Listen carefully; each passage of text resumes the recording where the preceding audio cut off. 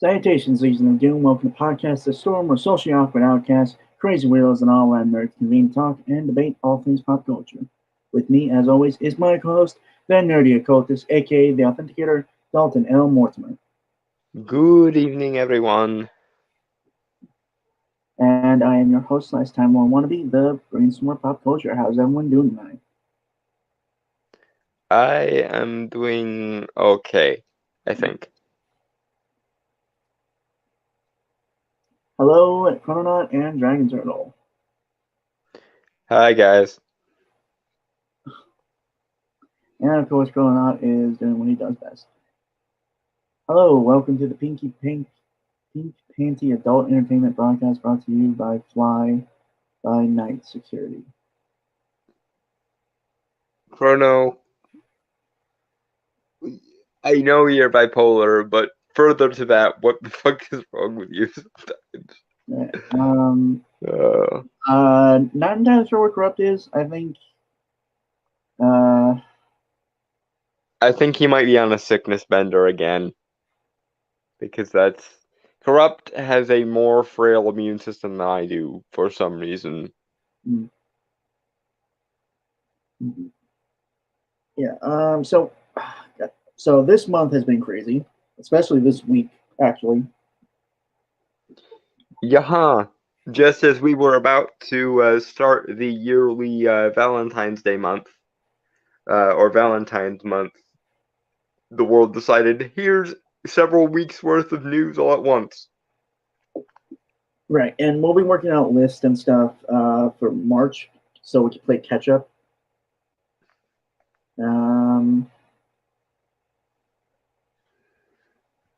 But yeah, so yeah, kind of stacked week, stacked podcast. So the first thing we're going to cover is, because I recently got to watch this movie, and I know Dawn's been wanting to talk about it for a while. Avatar: The Way of Water, which I had seen last Monday, the Monday after last week's podcast, to clarify. And Dalton and I had a brief discussion about it when we spoke Thursday, but I wanted us to keep a very save a lot of what we were going to speak about for this one, because I feel like we're somewhat differing on the opinion of it. Yeah, which means Brainstormer's gonna have to hold me back from ranting too much and play devil's advocate, probably. Sort of devil's advocate. Also, this is a fan-made poster that I found for this review, and if you guys want to actually check out the actual, there's a link in the description for this poster. So. And as I said to Brainstormer, it sort of shocked me that there is a devoted enough fan community to make fan posters, because one of the rather unique things about Avatar is no matter how big the box office for it might be, outside of the theater, everyone just goes, that was a thing, and now we move on. I.e., unlike most franchises where you actually see cultural impact, not just financial impact, where you get parodies of things, or you get discussions, or you get lore channels, or you get merchandise and so on. There really isn't that much of that for Avatar. The most there is for Avatar is a couple of rides in Disney.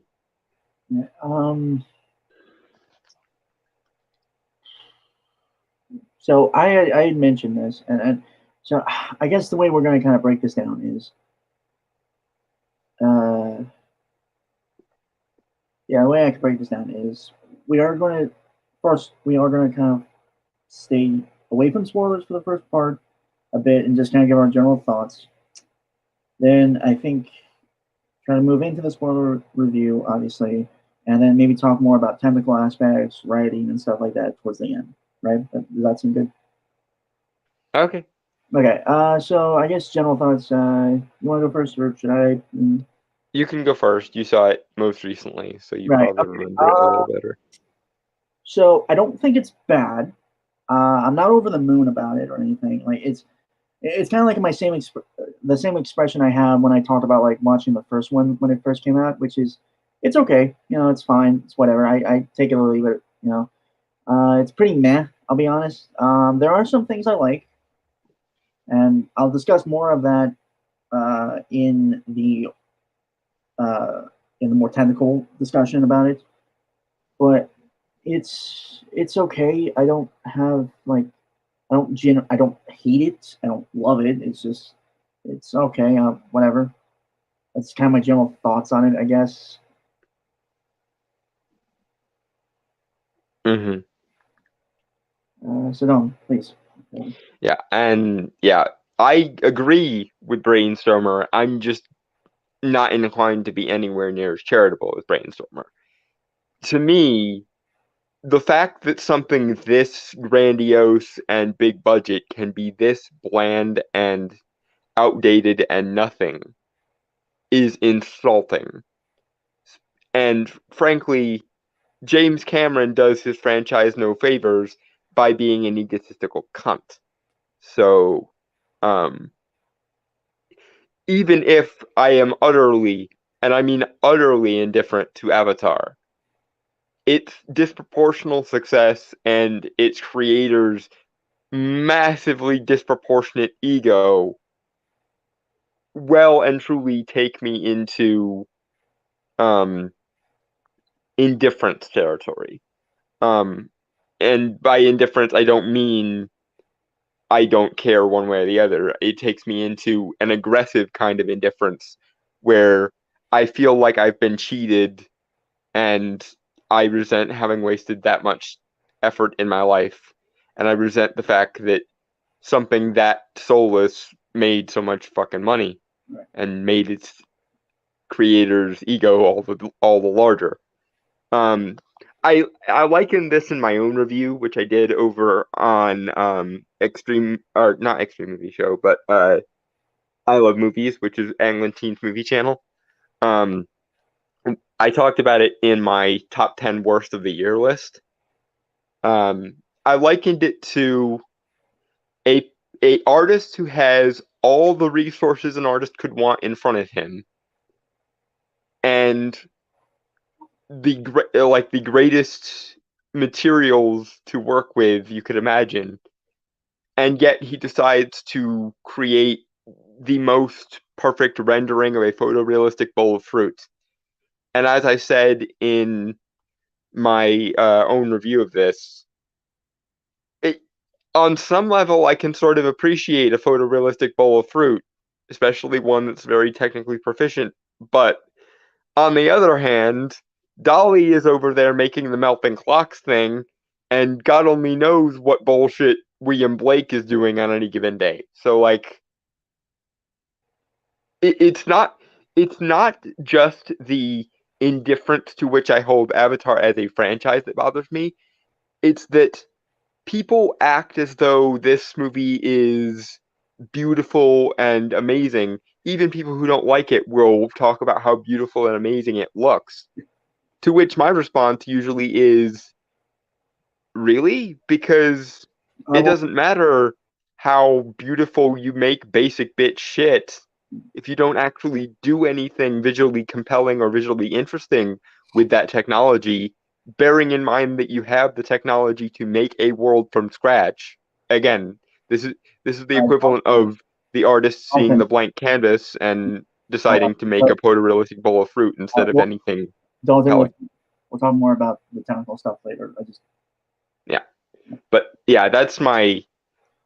Okay, I have one more general thing, which is aside from everything else, aside from the aforementioned, the fact that James Cameron still seems to believe that he can make something useful and compelling out of moralistic environmentalism that should have died when Captain Planet did it, and noble savage mythology that should have died when Pocahontas did it, both of which did it in the 90s, is just insufferable.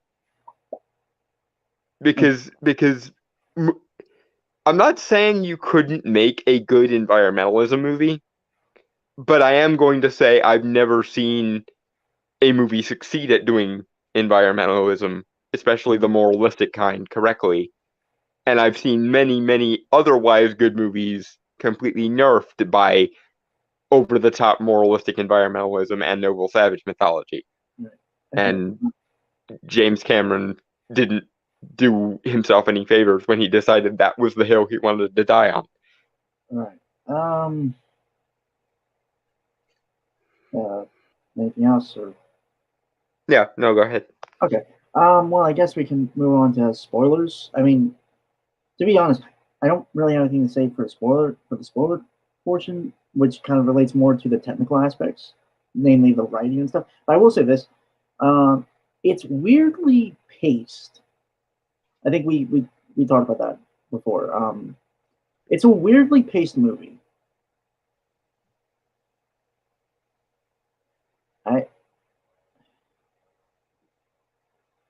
And I don't know, it's just it almost feels like it's not really a natural evolution of like the first story. Like it's honestly like trying to retread the first movie.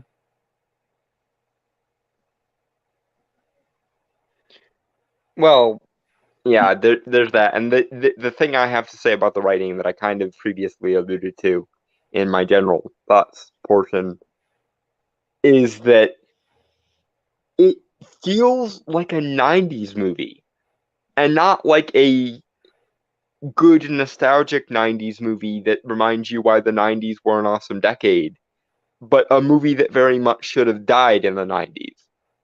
And the funny thing is, said franchise that feels like it should have died in the 90s doesn't even go back to the 90s. It goes back to 2009. And I'm left with the impression that unlike, for example, Top Gun Maverick, that really did recapture the America fuck yeah, populist movies fuck yeah vibe of the 90s. James Cameron, on the other hand, seems to be replicating the feel of a 90s movie, not because he wants to recapture what made the 90s great, but because he doesn't realize that movies have evolved at all in the interim. And that's especially egregious given that this is a sequel and he had 13 years to make it, when you consider that, okay, so he released a 90s movie in 2009 because it took him 2 decades to find the visual technology to make the movie. Fine. That's at least somewhat excusable.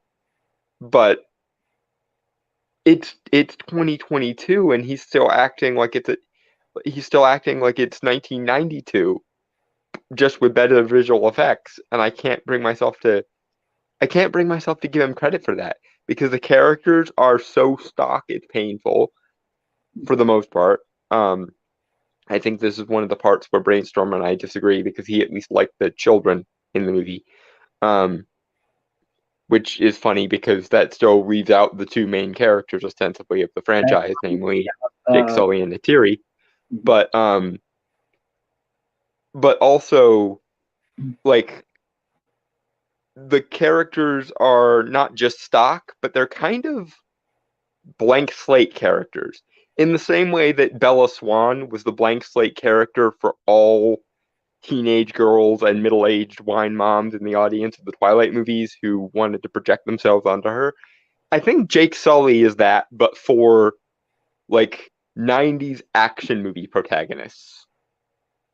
That's really the vibe I get from him, is he is to like the male archetype, quote unquote, what Bella Swan was to the female archetype in the Twilight movies. So shall I try? Or you got anything else? Or... No, go ahead. All right.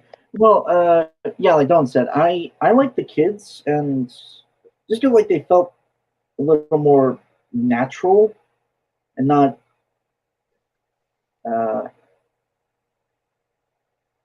like they just seem to act more, I guess, human. Like they weren't exposition pieces. They weren't. They had at least personality. Mm-hmm. I think at least that is my own personal opinion, right? And I can see where you're coming from there, because the kids were more tolerable for me than the again the ostensible main characters. But it wasn't enough of a personality, and it wasn't a likable enough set of personalities that I actually felt they I were think worthwhile to engage to. right, that's fair, and that's completely fair. I'm not going to deny that. I just I think it's just because like there was more, we got to see more of them than a lot of others. Um, I didn't attach to them, mind you, but they were at least interesting to watch. If The that makes twist with Spider almost made me give a shit for like 2 seconds, yeah, and dude. then I thought about it, and then I ceased to give a shit Right, so again. again, spoilers alert, which I don't really think a lot of people here care about. Obviously, I'm just saying. Also, the movie's been out for like 2 months. If you haven't seen it by now, you probably don't have any intentions to see it. Right. Spire, who is the human that has been raised by Navi, uh, well, by the jungle tribe of Navi. Yeah, Uh, and in particular by the Sully family. yeah. Is the son, the human son of Colonel. What's his name? Quaritch. Quaritch is his name. Okay, yeah. And we'll get into my issues with Quaritch after we talk about this, probably. And it's fascinating because when I had seen him in the trailer, that somewhat interested me because human raised by. It's just a really interesting concept that doesn't really go anywhere, mind you. That's also another thing that I haven't. Well, we'll get more in when we talk about more technical aspects of it, like the storytelling and stuff. Mm-hmm. But yeah, it's weird. Like, actually, no, really, a lot of my issues come more down than like actual spoilers or anything to more actual technical aspects than anything. So, Mm-hmm. I guess this is a good a place as any to segue into Quaritch and why he is both the most interesting part of the movie and also the least sensible part of the movie. right, okay. Because Sorry, go ahead. I think a part of me wants to explain this because this was actually a part of the movie that I kind of enjoyed and wish there was more of, which is they made a clone of Colonel Courage. Quaritch. Cordage. Mm-hmm. Okay. Um, like an avatar clone of Colonel Courage who had his memories uploaded to the clone as well. And something else. I'm sorry, my mind. It's been a week since I've seen it, and I haven't really thought about it much since. Mm-hmm. So my mind's a little fuzzy. I also went to the bathroom like twice during the movie, so I might have missed some things.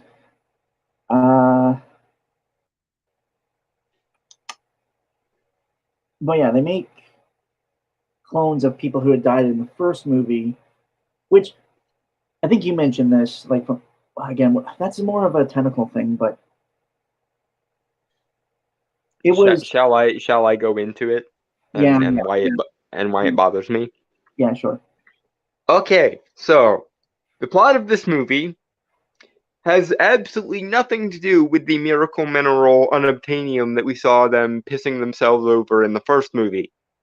Nothing whatsoever. Unobtainium barely even gets a mention, and that's mostly a hand wave thing of here's why we're not going after unobtainium anymore, basically, when it does get vaguely mentioned. In any case, the new MacGuffin, because we needed one, in this movie, the new MacGuffin is the neurological chemicals of the brains of sapient whales who happen to be sacred to the Na'vi because they're super intelligent and artsy and soulful and whatnot. And the reason for this being the new MacGuffin is because apparently it can be synthesized into something, whether it be a shot, whether it be a drink, whether it be who cares, that that eliminates or at least drastically slows human aging and basically results in humans becoming functionally immortal. My problem with this is the very conceit of the Avatar franchise requires this be redundant. Because even though we hear in the first movie that Avatar bodies of the Na'vi are extremely difficult to produce, we don't hear anything akin to that with regards to the possibility of simply creating a perfect clone of yourself as you are, or even a younger version of yourself if you like, and then downloading your memories into that clone. So here I am, my happy ass is watching this movie, and the humans are like, we have to get these sacred whales because they basically grant us immortality if we drink their brain juices. And I'm like, you have the capacity to clone perfect bodies and then download your consciousness into them. Immortality is a thing you've already cracked. Right. This problem already has a solution that is much cheaper, much more efficient, and doesn't require pissing off a planet's worth of aliens. Right. Yeah, it's so weird that there is just like this weird. The Moon Bunny is really weird. I'm just gonna mention. I'm just gonna say it. Like it's super like inconsistent and just.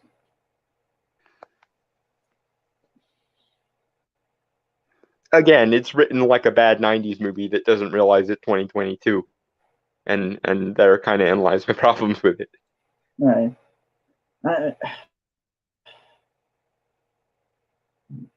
Also, Quaritch. I was getting into Quaritch and why he doesn't really make much sense to me either. Okay, so Quaritch, this Marine colonel who viscerally hated the Na'vi until 5 seconds ago. He wakes up in a Avatar Na'vi body. You would think he would have an emotional breakdown because he is now living in a body of a people that he used to hate and tried very hard to genocide for him not even 5 seconds ago.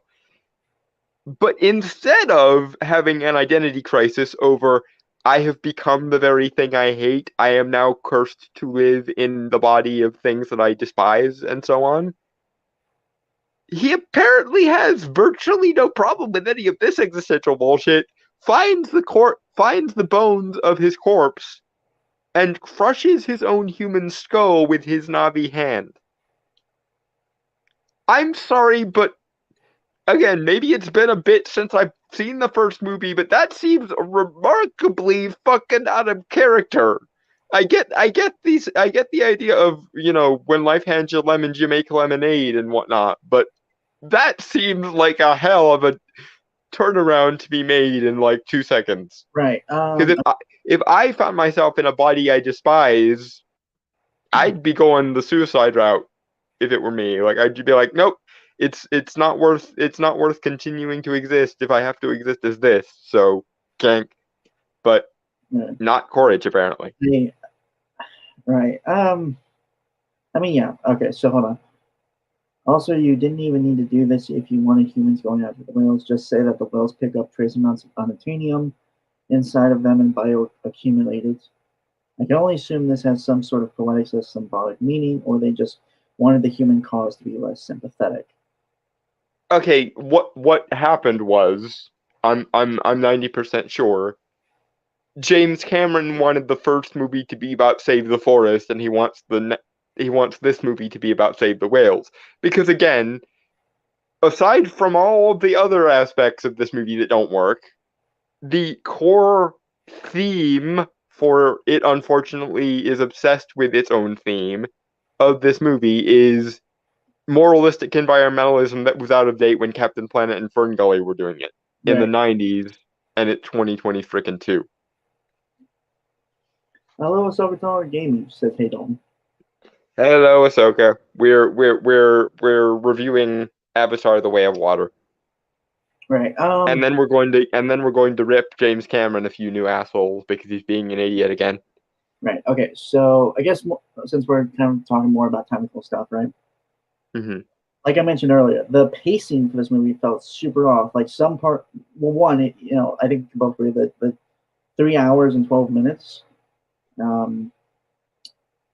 it's a bit too long, which makes it feel like certain parts kind of drag on, or like I mentioned, like it's weird on how like it's kind of edited. Like certain moments are placed in the fashion it is, that it doesn't have a consistent flow, I guess, to that, and it drags. Like there is probably 45 minutes to an hour of this movie you could cut, and you could still have all the vanity shots of look how photorealistically I can replicate an aquatic environment, because right. that was even to James Cameron's own admission why he made this movie, because he spent like 10 years funding research on submarines, and he got exposed to some amazing visuals underwater, and he wanted to replicate that cinematically, which is a perfectly fine aim, I suppose, but it's yet another case of this movie being as photorealistic as it is really nerfs it, because it doesn't allow for any sort of abstraction, conceptualization, or stylization. And when you make a world from scratch, one of the benefits of having that metaphoric blank canvas and being able to make anything you want from scratch is that you have the option to make things more visually compelling, stylize them, etc. But not James. He goes, "I'm gonna make the most photorealistic bowl of fruit I can with that canvas," and we all go, "Huh?" Right. Again, like I said, mainly because I think the thing is that we don't see the parents, Jake and Neytiri. Neytiri, thank you. We don't see them a lot, which is weird, because they're supposed to be like. Okay, I could understand if they're not the main characters of the new movie, just because like they had kids and their kids could have a journey and stuff. Totally understand that, right? Like they had their first movie. They had their journey in their first movie. I can understand that, right? That if this was plotted out in a good way, right? Yeah. However, the issue becomes that there really doesn't seem to be a central protagonist. Yeah, it's all 3 or 4 of the kids when you count Spider. Again, I could be fine with that if they did it as an ensemble film, which honestly kind of made more sense. One moment, Tom. Sorry. Yeah, sorry. It's a weird thing because like I could honestly, I'll be fully honest. The story I wanted to see most was Colonel Quaritch. And the dynamic between him, like the clone, and the dynamic between Spider or Miles. Which I assume is going to be one of the plot threads in the third one, presumably. Right. It's just like it had such potential, and the two actors actually seem to have a really good chemistry about them that I was really invested. Again, that could be just me because I like and again, like a pacing thing of like, how was there not space in a 3-hour and 12-minute movie to already do that plot? The answer is because he's James Cameron and he wanted to make a a pentilogy rather than getting shit done in 3 movies for some reason. You could have it. My main issue is there doesn't really seem to be an actual like end to this movie. Like it just stops existing. Here's the pretty thing. much. Here's the thing. Like back then, like when James Cameron would also make movies, when he was younger, and I guess you could argue hungrier, as a when he had something to prove and didn't rest on his laurels quite as much. Is that back then you would always make movies like you didn't know if you were going to get another movie, so you not put all your eggs in one basket, mind you, but put as much effort into any given movie as you could, because you didn't know you would be getting a sequel. Yeah, like even if it was somewhat open-ended, mind you, like maybe Terminator, kind of like the first Terminator. Yeah, I mean, how many movies end with the villain in a pile of rubble, and then the post-credit scene or the last scene of the movie is, and then their body starts to switch, or then the hand rises up through the rubble. I mean, every horror movie ever made, at least in the 80s, the Teenage Mutant Ninja Turtles movies in the 90s were like that. Even James Cameron's own Terminator was like that, because obviously the robot started twitching again at the end and so forth. But like, yeah. My point obviously being is that this movie just doesn't feel like it has a. I mean, it has the ending. I could understand. Hell, it does lead. It ends with like Jake finally deciding not to run but to fight, which again could be the definitive end. Although, granted, I thought the ending would be when they're mourning the loss of their son, their oldest son. See, that's the other problem. Much like Return of the King, this movie ends like 5 separate times. Like there are substantive moments where you could end the movie, like five or 6 different times. And here's something that I literally just thought of as you were explaining your feelings about how they don't focus enough on Jake and Neytiri. What they could have done, if they really wanted this to be a continuation of Avatar without focusing too much on Jake and Neytiri, what they could have done. And it would have also, because here's the thing, I think James didn't focus as much on Jake and Neytiri because he actually tried, in some sense, to address the criticism about Jake and Neytiri both being kind of unlikable stiffs. But I just thought of a better way of doing that. What if, especially considering it's been 13 years, what if Jake and Neytiri are dead, and the reason why the children have to leave is because they have no parents and therefore no standing in the tribe. So they get kicked out of the forest tribe and have to go join the water tribe. Like that would have justified them being the main characters. It would have justified not having Jake and Neytiri. You wouldn't have had to drag Zoe Saldana and Sam Worthington back, or hell, given the like weird mystical otherworld connection that Na'vi have with the tree, you could still have them there, but have them appear as ghosts, kind of like Black Panther's soul realm, where he communes with the other Black Panthers, something like that. Ancestral plane. Yeah, thank you. Or like Force Ghosts in Star Wars or something along those lines. Yeah. But point being, it would have given a actual character-based emotional weight to the proceedings. It would have explained why Jake all of a sudden just decides in this movie to, well, people are stalking my tribe, so I better leave my tribe to protect them. Oh wait, now I'm gonna go to a completely different tribe, and wouldn't you know it, the people who hate me followed us there. As though that wasn't gonna happen, Jake. What the fuck? Right. It's super weird. Like again, like it's honestly, it feels like there were about maybe 2 movies in that one movie. It's like the thing I had with Eternals is like it felt like they were putting the whole trilogy with. Yeah, they were trying to do 5 things at once, and none of them ended up well. Yeah, it's so. Even though they had 3 hours to do it in. Again, and I will mention this. I told you about this. There were like certain moments. I would argue I got emotional.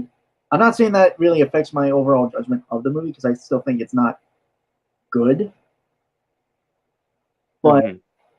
there were certain moments I got somewhat emotional, like the death of the oldest son. Can't remember his name.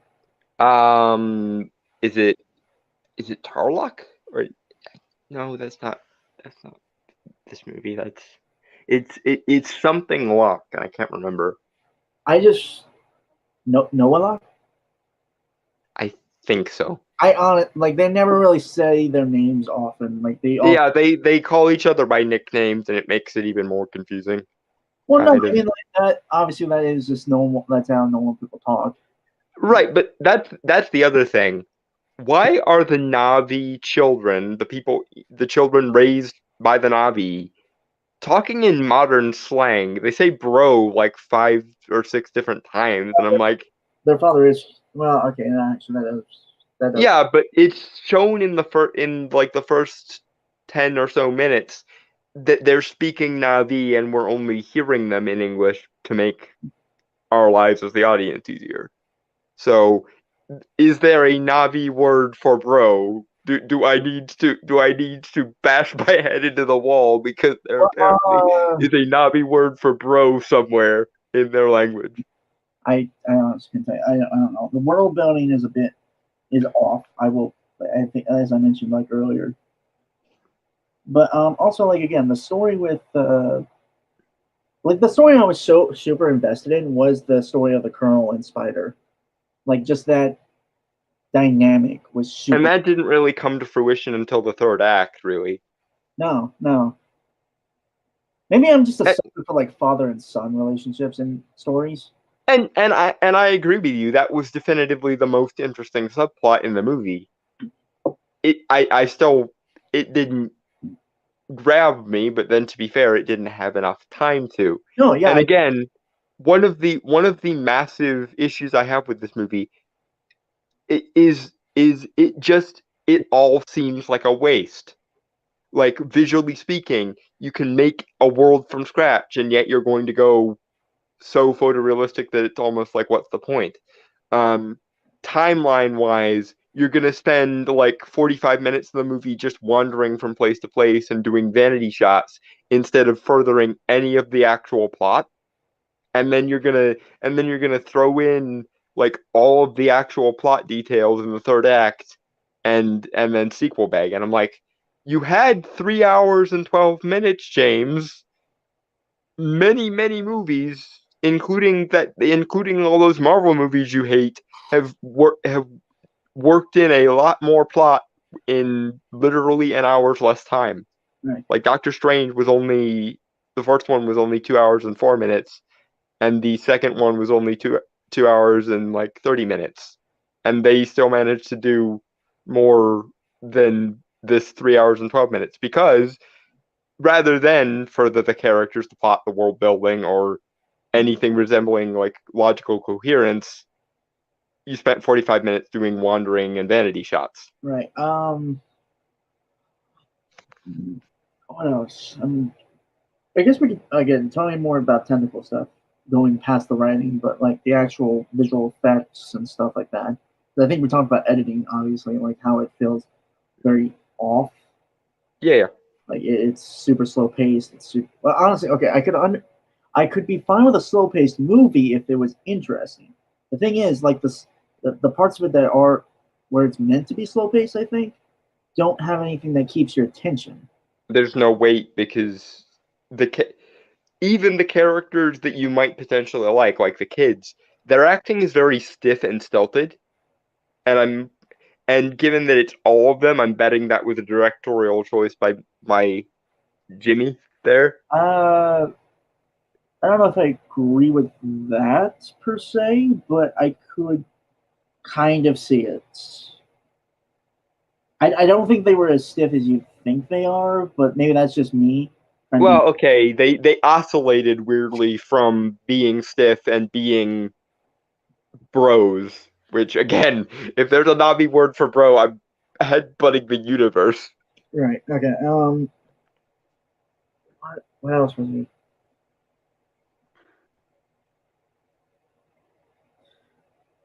I do want to talk about like, I mean, the visual effects aren't bad. I think I agree with you. Like, it is too photorealistic. Yeah, there's no stylization at all, and it really. I know that's what he was going for. That's the problem. It's again the artist with a blank canvas that gets told you can make literally anything you want, and he decides photorealistic bowl of fruit. Right. I think the thing I want to talk about is the color grading.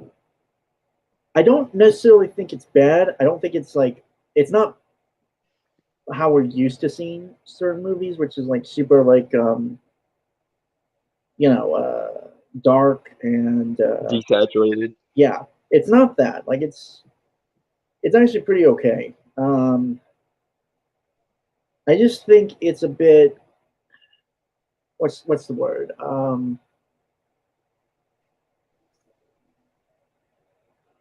So I'm trying to figure out the word here.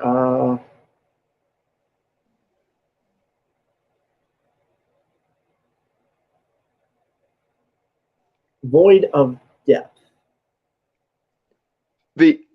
And I'm gonna throw in another here because even though it does use color, and thank God this movie would be absolutely atrocious if it didn't use some color, it has kind of a weird other problem, which is it uses color, but only really two. Like most everything are like little flecks of other colors in a giant sea of green or blue. And not for nothing, James, but given that you're working with blue screens and green screens to begin with, could you at least be clever enough to use a color other than green or blue? Like, Uh, throw me a bone here. my issue, I guess, kind of also leans into the visual effects, is the contrast. Like the shading and the lighting, like it feels somewhat flat, if that makes sense. Like, Yeah, and we said this when we were reacting to the trailer that it doesn't look like there's a 13-year gap between Avatar 1 and Avatar 2. They look all but indistinguishable from each other. Um and you would think in 13 years with how much visual effects have changed and how much James Cameron sells these movies on the visual effects being, you know, top of the line technical achievements, he would make use of some of the technological advancements that we've made in the last 13 years. We also said when we were reacting to the trailer that this movie looks worse than Aquaman, and I stand by that. The underwater scenes in Aquaman were more interesting than most of what's going on here. right, I it's just Most being the operative word. There are a couple moments where I was like, okay, fair enough, but like, I again, I think it's just like it's such a complicated thing for me because like I again, like I said, I don't hate it. I don't love it, but again, I don't hate it. It's a meh film for me, you know? it's indifferent. Yeah. Yeah. And as I mentioned earlier when I was giving my general thoughts, that to me is almost a travesty in and of itself. Because at the very least, if he had tried something ambitious that didn't work, I could at least go, nope, he tried something ambitious. But it seems like James Cameron wants to use technology and like technological advancement or technological ambition, like in the VFX sense, to cover for a lack of any other kind of ambition. And like I said, even the visual effects he uses leave you thinking to yourself, you had the resources to create a world from scratch, and this is the best you could come up with. All right. Yeah, I don't know. I got really nothing. I'm in the middle here about it. Yeah, like, and that's obviously it could have been better if it was solely focused on the kids, and then because honestly, what do you think? What do you think of my rewrite idea? The idea that Jake and Theory have died, and that's what sets the kids off on their journey. Yeah, no, I'm totally cool with that, and that would kind of condense the story more to specific characters. And I'll be honest, the parents feel like they're just there, you know. And it would also actually I have one better. What if rather than the Quaritch avatar getting woken up in the middle of the movie, what if he woke up off screen and he was the one who killed Jake and Neytiri? And so we have kind of a sins of the father thing, or a redeeming where my father failed thing with the oldest son there. Right. It's And then you could throw in the Miles bomb, or the Spider is Quaritch's son bomb earlier, and actually have him be kind of a conflicted character, almost like, and this is a weird reference for my brain to make, but almost like Edmund from Chronicles of Narnia, Lion, the Witch, and the Wardrobe, being drawn into um Quaritch as this, like, having a true family, having my true father, etc., and then realizing it kind of almost a Zuko-esque thing, where it's like getting everything I ever wanted isn't necessarily what's good for me, kind of thing. also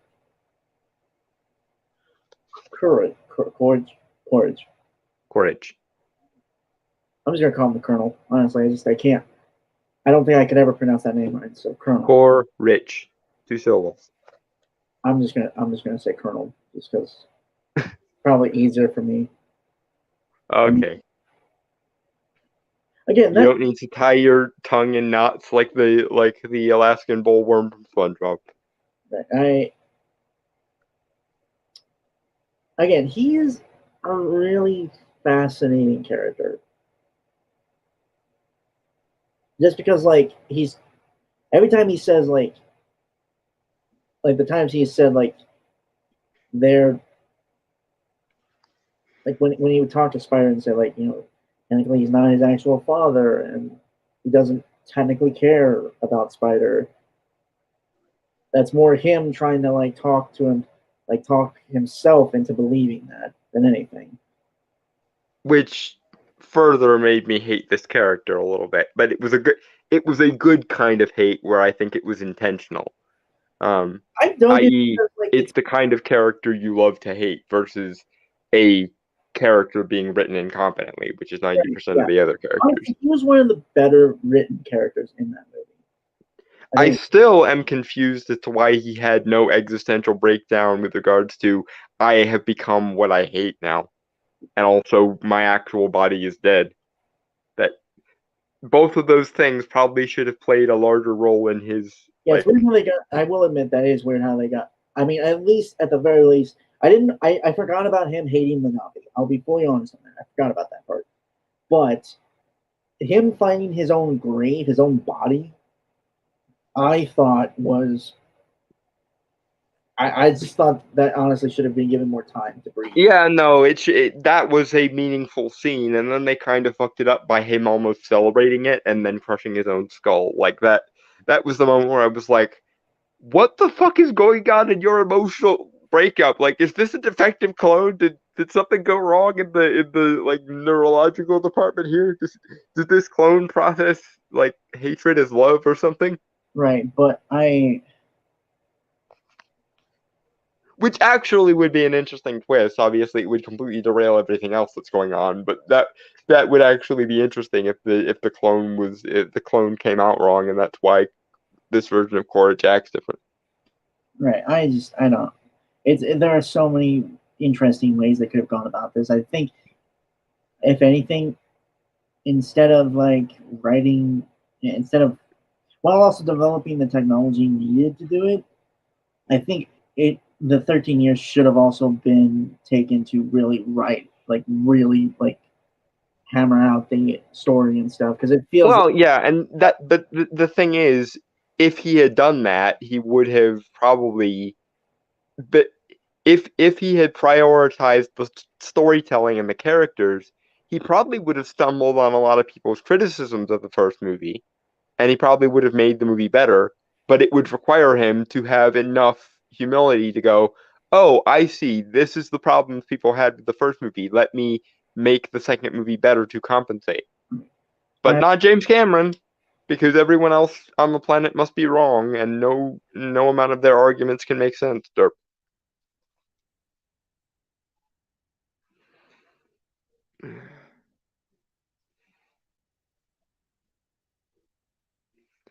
But if nothing else, this movie will be useful because the Avatar movies are basically glorified VFX demos.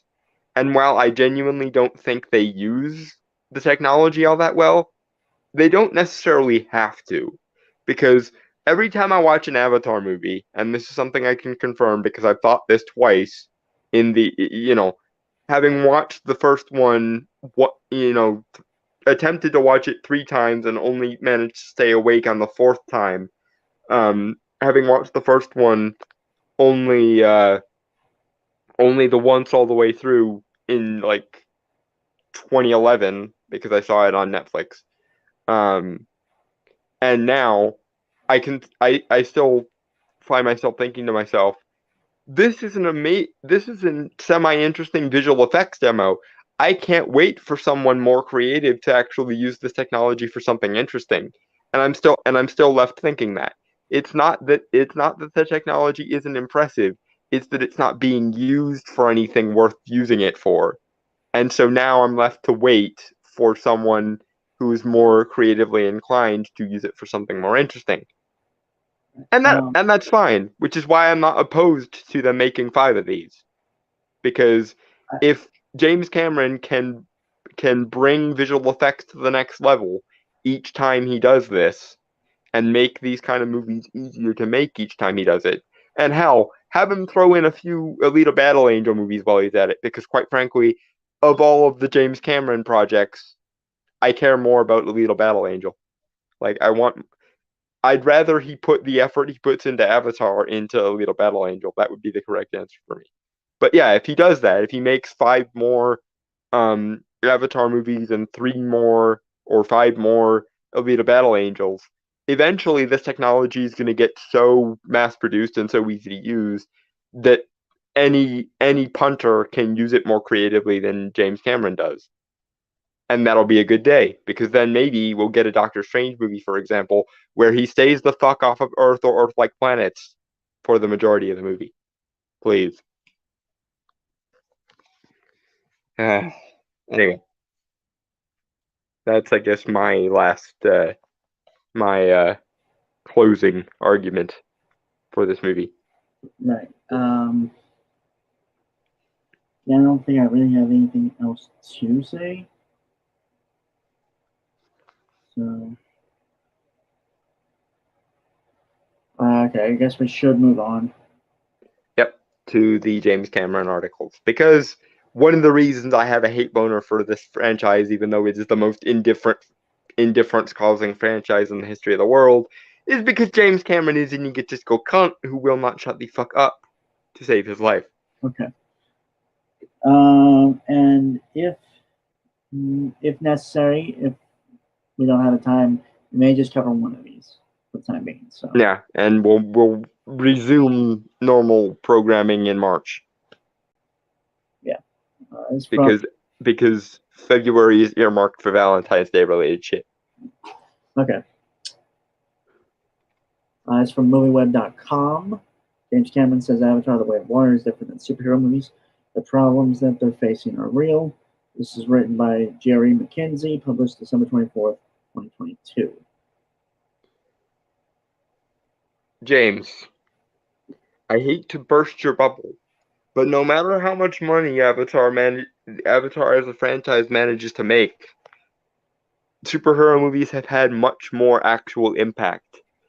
Because generally speaking, when you see movies have an actual impact, there are merchandise, there are parodies, there are conversations, there are channels online devoted specifically to covering the lore and like fan theories and stuff.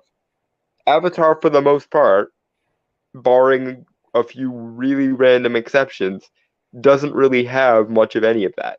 They make a bunch of money in the cinema, and then everyone just goes, "That was nice. I can't wait to go back to not caring about it for the next couple of years." Whereas when people see superhero movies, they are left talking about it.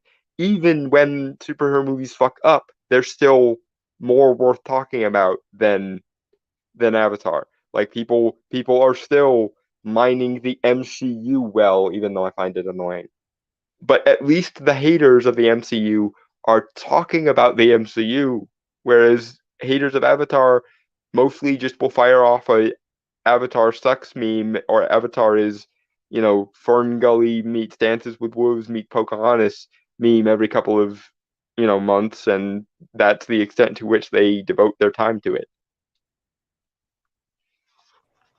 Anyway, moving on.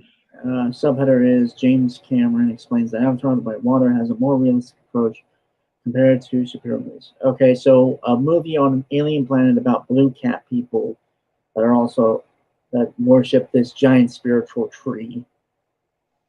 That is somehow like quasi neurologically connected to them and the entire planet. Yeah, really. Is realism. Whereas a guy who studies esoteric philosophy that humanity has known about for thousands of years and becomes a master of it is unrealistic. Or a guy who used to manufacture weapons manufacturing a suit of power armor for himself is unrealistic. Or a guy who is the recipient of World War II era science experiments, which we know people actually did around that time. That's unrealistic. Like what the fuck is your definition of reality, James? Like I always bitch and moan about how realism is actually just softcore nihilism because it basically ends up strawmanning reality, and I probably always will. But your definition of realism is even more confusing than that shit, James. Assuming that it doesn't include that shit, which it might very well, because James Cameron is a moron. Moving on. Right.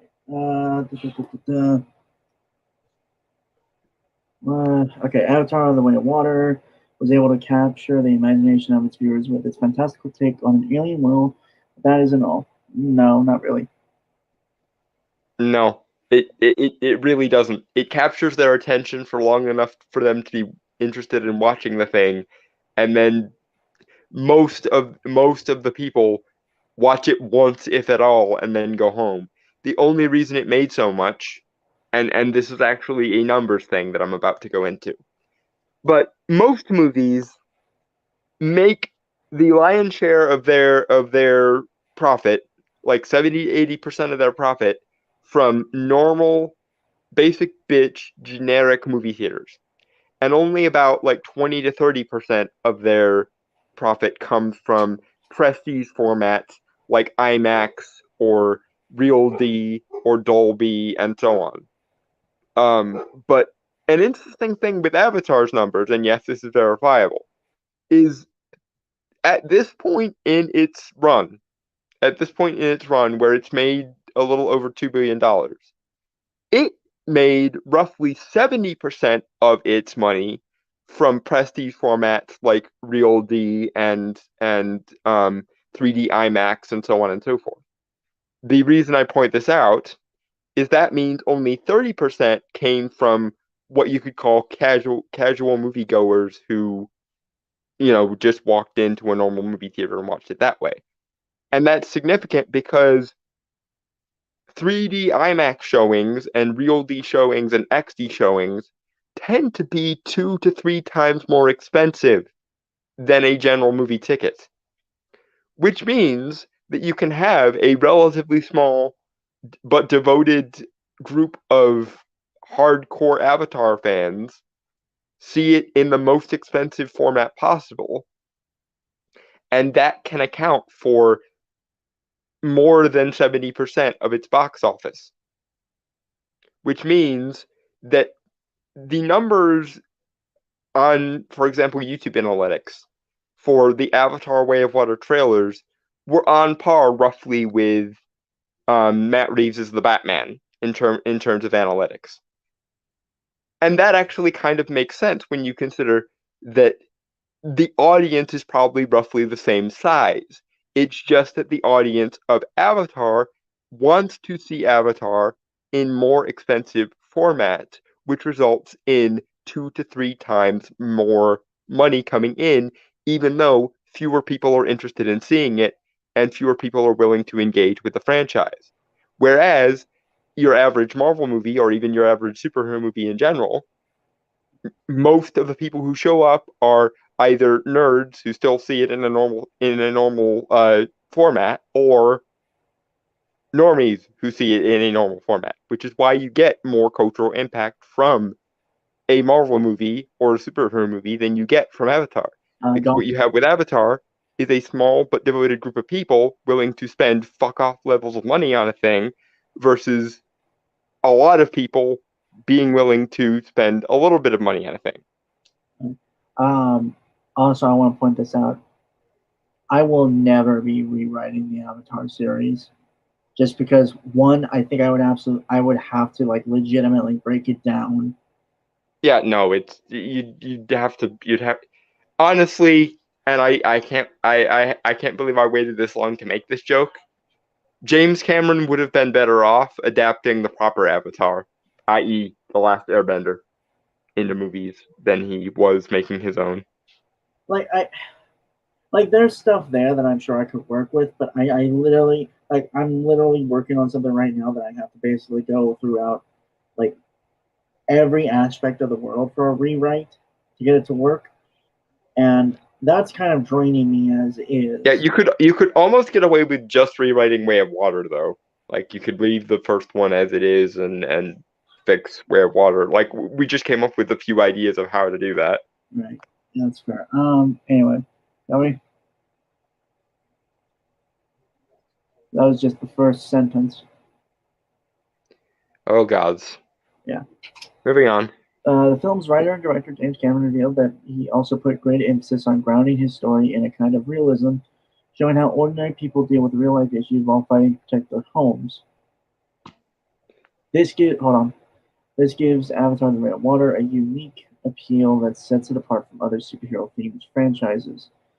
In comparison, Cameron argues that his franchise has a stronger basis in reality as it speaks more about current-day issues we all must face. Where? What is it? Where? He's talking about the moralistic environmentalist bullshit because he still thinks it's 1993, apparently. Right. But also, okay, depends on how he defines realism, obviously. Okay, I applaud you for waiting for him to define it, but I'm gonna beat some ass with regards to this. James, I'm 90% sure you just simply haven't watched most superhero movies. At least not most superhero movies released in the last 10 or so years. Because that groundedness, that realism you're talking about, based on based on the definition that was just semi-provided to us, is and has been a key feature of superhero movies.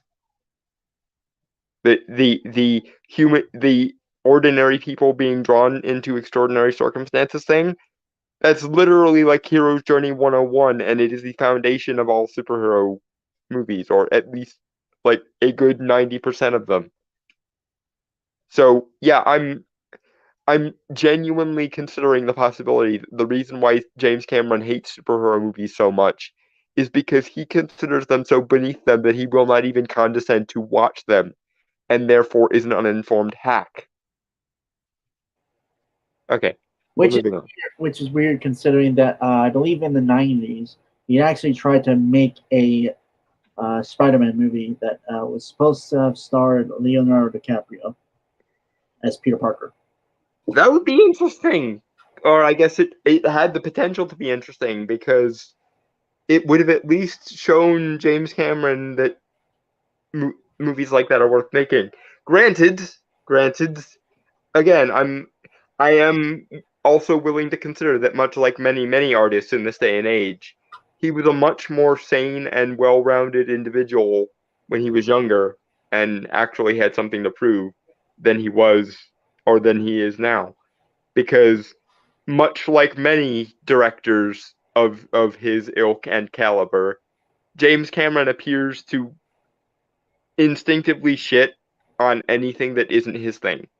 Just like Scorsese made a living off of mafia movies, and a bunch of horror directors made a living off of horror movies. Ridley Scott made a living off of sci-fi and to some extent fantasy movies.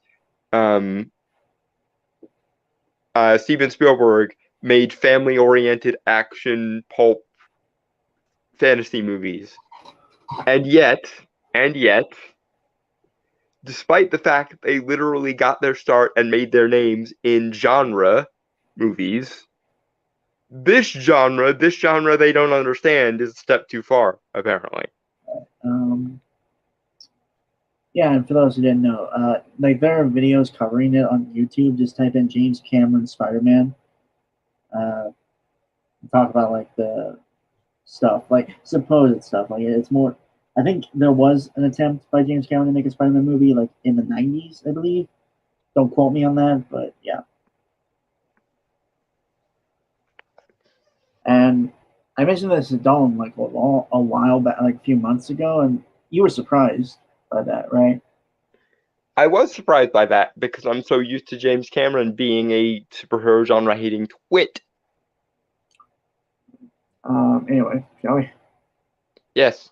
In an interview with The Wrap, James Cameron noted that while he loves superhero movies, he specifically crafted Avatar: The Way of Water and its upcoming 3 sequels to feature more relatable challenges for the characters. Hold on. They're not extraordinary problems. They're not going up against some guy that's trying to conquer the galaxy. He said they have real problems, and I'm not dissing superhero movies. I love them. There are modern myths and legends. They're the Greek gods fighting. They all love that stuff, but that's not the movie I want to make. In and of itself, that superhero movies only or superhero genre only has value as modern mythology shit pisses me off in and of itself. They aren't modern mythology. They are their own fucking thing. You massive Jungian apparently influenced moron. I hate the superhero movies or modern mythology thing. They're not. They're not supposed to be the modern redux of the Greek gods or the old gods or what have you. They are supposed to be their own fucking independent entities. Yes. God, I hate that shit. To be fair, so pseudo intellectual. To be fair, I do think it depends on how you define that. I'm not willing to engage with this premise. And the reason is because it instrumentalizes superheroes in a way that you would never instrumentalize other types of characters. Okay, that's fair. It essentially makes the implicit argument that superhero movies or superhero genre is only valuable as a cheap knockoff of classical mythology. And fuck that noise. Okay. I was just trying to be charitable. I was trying to be nice. There's only so many times I can be charitable to the same idiotic position that seems to think it's the smartest position in the room. And the superhero genre only has value as an extension of the gods or extension of old mythology is a trope that needs to fucking die. Okay. We're moving on from that. Anything else you need to say besides that? No, go ahead. Okay. So moving on then. All right, James Cameron's well, hold on. Anything else before that we need to say? Oh, the James Cameron protesting to love superhero movies and claiming that Avatar is more grounded than superhero movies. I didn't even get to that part because I was so distracted by the stupid. Okay, James, your movie is set on an alien planet and features a tribe of pre-industrial natives that have a Gaian connection to their home planet, which is facilitated by some sort of weird neurological interface sci-fi bullshit, fighting off a futuristic version of humanity. What semblance of that is realistic? And if you claim that the realistic part is the forced environmentalism part, guess what I'm about to hit you with? And it's gonna break your brain when I point this out to you.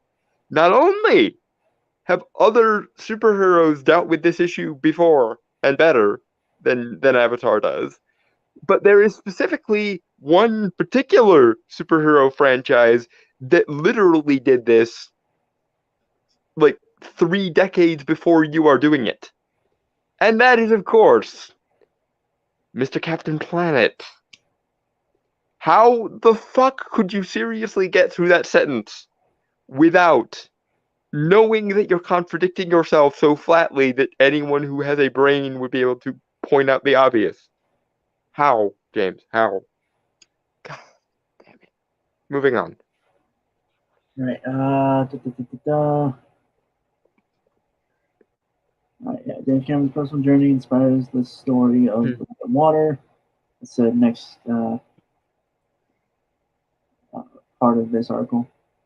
While stressing that he has no issue with superhero movies, Cameron discussed the global appeal of Avatar. He noted that what earned Avatar its worldwide success was its ability to connect with its audience in a truly unprecedented way. He points out that while the film did very well domestically in the US, it made 3/4 of its money outside the country, likely because of its universal themes of family and relationships. No, James, no. That is not a badge of pride. Stop trying to frame it as one. The fact that people in the domestic market have a third less interest, or 2/3 less interest than the international market is not a badge of pride for you. Which actually does also, speaking of things that account for Avatar's success without actually meaning that it's successful. That's also another factor. It's not that people care about Avatar. It's just that a lot of them like the visual aspect of Avatar and basically treat it like, as I mentioned earlier, basically treat it as a VFX demo. But and the reason that's a meaningful conclusion for me to make, James, is because normally when a franchise is actually impactful, you see non-financial or secondarily financial signs of it. For example, the selling of merchandise, which Avatar has almost none of. The creation of ripoffs and parodies, which Avatar has almost none of. The creation of discussion forums or lore channels, which Avatar has almost none of. Or the simple notion of the fact that everyone is familiar with it outside of the fact that it exists. I.e., if you asked any person on any given street in the world who Iron Man or Captain America were, they probably could fucking tell you, couldn't they? Ask them who Jake Sully is, and some of them might say, oh, the guy from Avatar, and that's about it. Because, much to your chagrin, James, the success of Avatar is not down to quality or universality or people actually enjoying it. It's down to the simple fact that the people who do enjoy it, which is a small subset of people, are willing to spend more money on it. And, interestingly enough, the people who are willing to spend the most money on it are the people who don't speak the fucking language that it's made in. Which is a bit of an issue now, isn't it, James? Moving on. Okay. Cameron has always been known for pushing the boundaries of storytelling in cinema, and his latest project is no exception. He drew on both his personal experience as a teenager and later as a father to craft a central story that revolves around Jake Sully, Sam Worthington, and Neytiri, Zoe Saldana, as they strive to balance their family obligations with responsibilities they have to their people and community. Okay, do we? Because superhero movies would never touch on that except Ant-Man, Black Panther, Iron Man, Doctor Strange, Thor. I the list goes on. James, you're not smart. You're not clever. You're not bringing back some old forgotten thing that everyone has forgotten because everyone is so stupid now. You just apparently are unfamiliar with superhero movies, and that's part of the reason why I press X to doubt your claims to love them. Also, It's I the want two. to point out the Go ahead. fact that in Way of Water, Jake and Terry and the family kind of fuck off from the Jungle Tribe to escape violence, even though like the flimsy thing of not fighting. Even though Yeah, I they abandon their people essentially, and then bring bring their own personal conflicts to another group of people. yeah, I anything else? Or, I had more, but I can't remember it. Moving on. okay. Now I can't speak to their individual sort of cultural guardrails on that, how that works. I can only speak to my own experience having been on both sides of the equation as a team that people didn't understand. I mean, first of all teams feel like they don't belong, they don't fit. But if you're an artist in a very jockey high school, you get beat up a lot and you look for the other misfits, Cameron said. My dad didn't get me, my mom did, because she was an artist. And then living the other side of that as a father of five and seeing how my kids struggled in their different ways, all in different ways because they're all different people. So that was all great grist for the mill. We put that all on this fantastic planet with all these amazing vistas and all that, but it grounds it right down and says these are real people. They may be 9 feet tall and blue with cat tails, but they're real people because they feel real. The problems that they're facing are real. Just just like superhero movies, James. Just like superhero movies. The thing that sells most people. I mean, I'm weird in that I fall in love with lore and world building more than I do with characters, and then if the lore and world building is good, then I start to fall in love with the characters.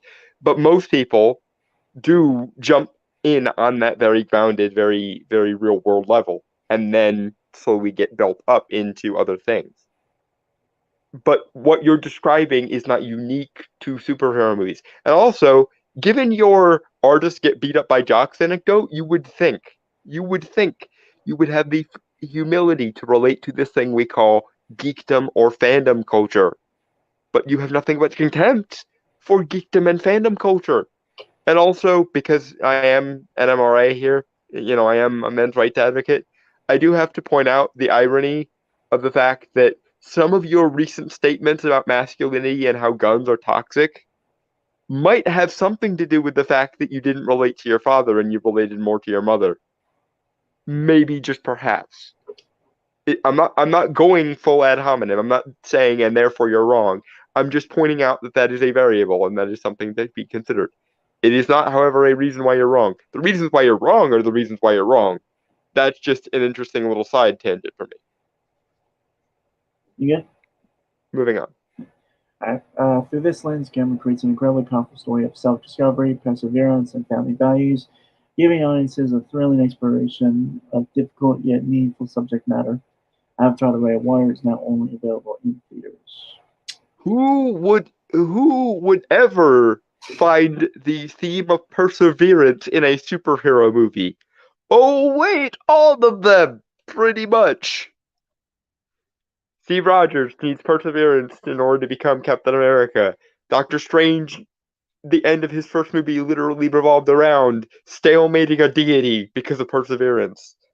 Iron Man had PTSD and only survived it through perseverance and learning to let his ego fucking go. And as for family values, Cassie Lang, anyone? Cassie and Scott Lang, anyone? Also, speaking of Ant-Man, the relationship between Michael Douglas's Hank Pym, Michelle Pfeiffer's Janet Van Dyne, and Evangeline Lilly's Hope Van Dyne. Hello, is the thing on? These things that you would know if you would actually, rather than just feigning some kind of pretentious love for superhero movies actually watched and paid attention to them once in a fucking while. Ah, god damn it.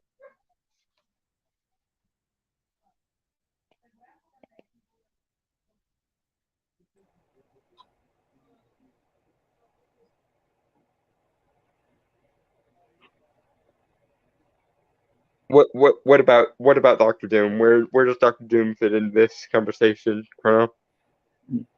I mean he basically tried to beat up the devil for years and years and years because the devil had his mommy. So speaking of family values. Right, so moving on, because I'll be honest, that was a quick article. Yeah. Thank fuck. And once more into the breach. Dr. Doom represents family values for all of Latvia and the MCU. I mean, he is not for nothing, but he doesn't have a wife or children, so probably not. He is all of their daddy. Yeah, but that I can't believe I'm actually rhetorically defending the concept of family values, which I normally hate. But and no, I don't hate the concept of people valuing families or families being valuable. I hate capital F, capital V family values, which I think is the context which James Cameron is using it in. Right.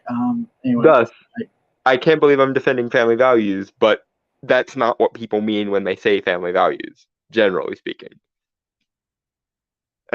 And Chrono, goddamn you for making me come to the defense of family values, even on a stupidly pedantic logical point. Right. Fuck that noise, Chrono. So this is from Don sent me this. This from Scream Man. James Cameron explains why Avatar isn't a superhero movie. Director James Cameron explains this was written by Lucas Shayo. Saying the name wrong. I'm sorry. I'm always going to be terrible with names, people. Just keep that in mind. And this was published January 12th, 2023. Director James Cameron explains why he doesn't see the Avatar franchise as a typical superhero story, which sets it apart from other blockbusters.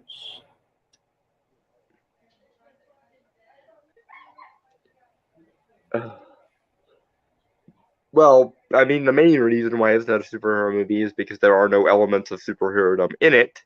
Not that James Cameron would know that, because he doesn't watch them, apparently. Or if he does watch them, he does not watch them closely. Or pay the fuck attention to them. Moving on.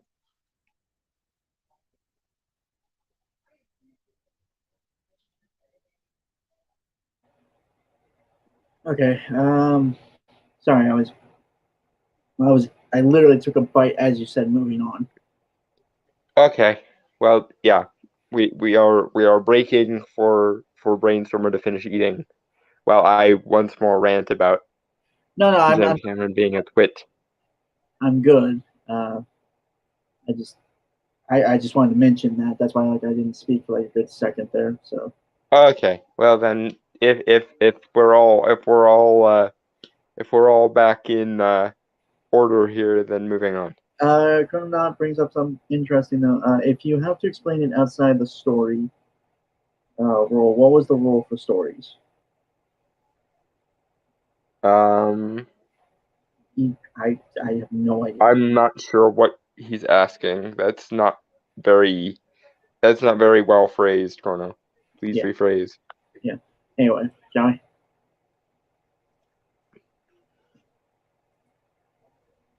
Yeah. Well, moving forward.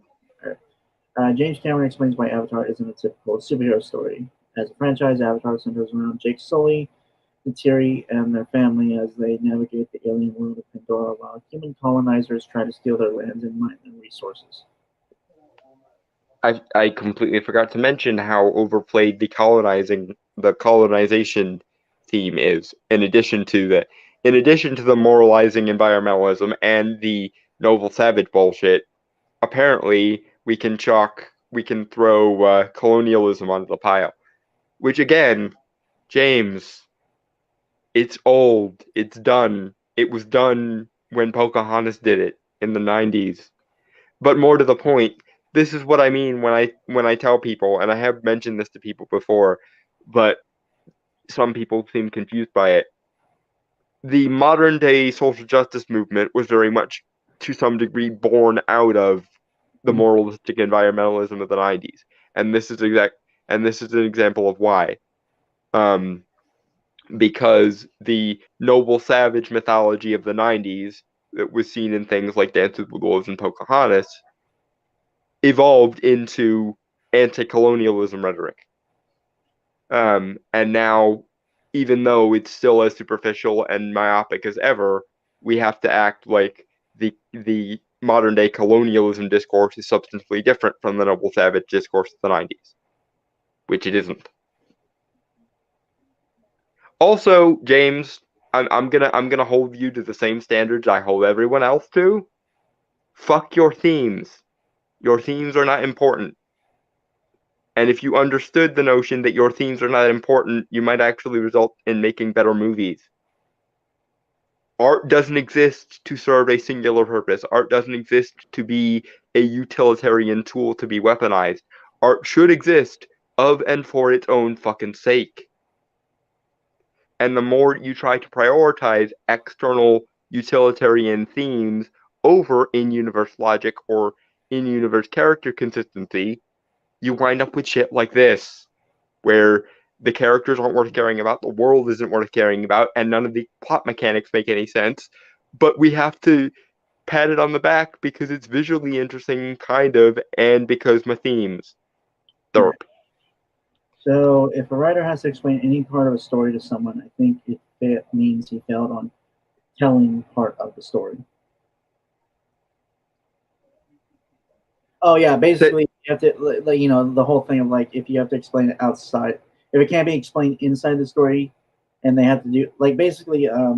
Okay, so yeah, sort of like what I was just saying of your themes. Your themes are unimportant because they're imposing external will onto the universe of the story rather than emerging from within it. Okay, fair enough. Yeah, yeah. It's like the Joker's famous rule. If you have to explain the joke, there is no joke, and if you have to explain the story, there is no story. Yeah, like that's something that I mentioned. I don't know why I was going this, but kind of the major issue that I've seen a lot of people mention about like RWBY is that you kind of have to read a lot of supplemental material in order to get something from the actual show proper. In theory, that wouldn't necessarily be a problem, but it appears to very much be a problem. Like it's almost mandatory that you have to read all the supplemental material in order to get something from the show. Okay, that's bullshit. Yeah, see that. Like I'm all for supplemental material, but unfortunately, we can't rely on everyone to have my obsessive need for lore. Right, like I could understand that. Hell, I'm the same way, kind of. Maybe to a lesser extent than Dalton is. I'm working on it. I'm slowly training him, folks. Give me time. My point is, like again, like the thing you have to, if there is like a minor thing yeah, we don't need two Dons. I agree with Soka there. Don't worry. Nor would we ever manage to have them because I think the world would explode. Yeah, one is enough. Yeah, I agree. I agree. I can barely handle one. I'm not. I was about to say, when are we going to come to the actual point, which is one is probably too many? No, one's fine. I appreciate that sentiment, but you seem to be rather alone in it. Most people would rather I didn't exist, probably. And I can empathize with that, so fair enough. But what was it? Right, again, like if you... Right, supplemental, if nothing else, and feel free to correct me, anyone here, is more or less to just give depth to already existing elements within a certain property. But it doesn't mean it's mandatory. And in truly good storytelling, you should be able to contain most of the supplemental material in the actual material, because it should be straightforward enough for people to intuit shit. Mm-hmm. Of course, that does require people to actually pay attention and being willing to intuit shit as and when it's necessary, unlike a lot of people these days, but whatever. Anyway. Shall we? We shall. Ugh. Sorry, guys. Burger's kind of dry.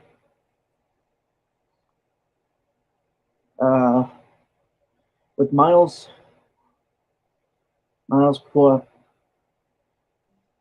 the Colonel. Fuck's sake, I can't. Quaritch. I don't care. Fair enough. With the Colonel desperately trying to destroy both the natural environment of Pandora and kill the supposedly treacherous Jake along the way, Jake and Material have decided when to fight back and when to run for safety. Because you would never find that kind of relationship between a superhero and his villain, his or her villain. Again, my point, James, is that you only think these things about superhero movies because you haven't paid attention to enough superhero movies, assuming you've watched them at all, which at this point I'm not willing to give you. At this point, it very much seems like you said the I love superhero movies line just to cover your ass. And it's not working. It's very not working. Because you can't say a thing and then go on to immediately contradict the same fucking thing and not have anyone notice. Moving on? Yeah. Okay. Having released in 2009, a year after the Marvel Cinematic Universe launched with Iron Man, Avatar has often drawn comparisons with superhero flicks. Okay, I think that's dumb.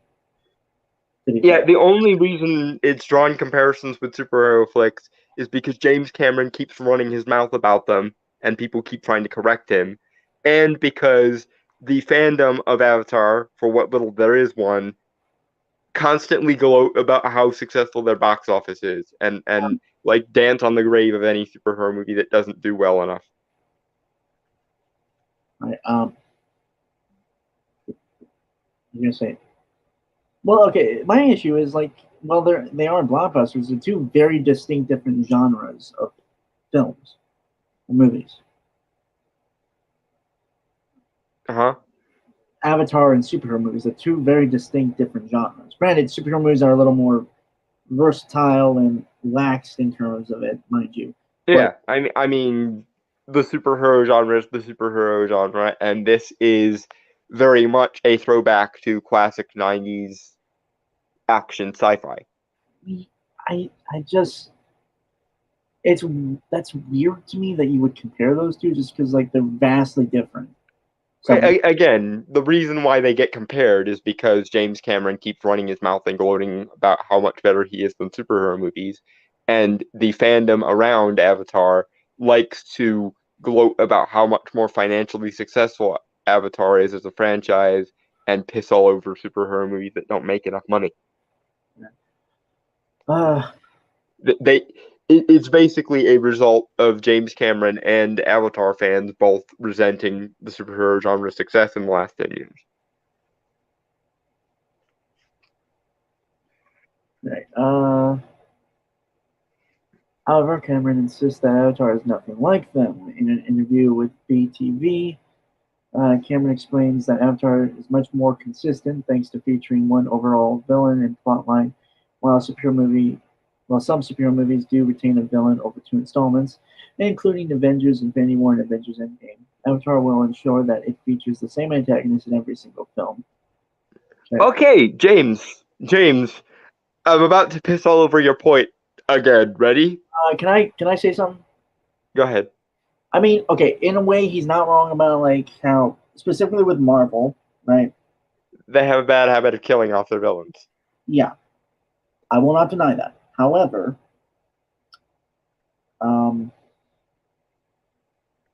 I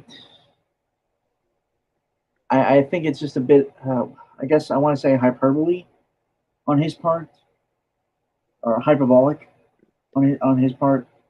Mm-hmm. Say that's what makes his better is that he's keeping the same villain, even though one in the first movie they killed him, and then in the second they brought him back with vastly untapped potential in his return. Yeah. Okay. And now here's where I pick up. Yeah, I think James, the only way you were able to have the same villain in the sequel, bearing in mind that he got killed in the first movie, is that you literally brought him back from the dead. What genre is famous for often bringing characters back from the dead with plot contrivances? Hmm, hmm, hmm.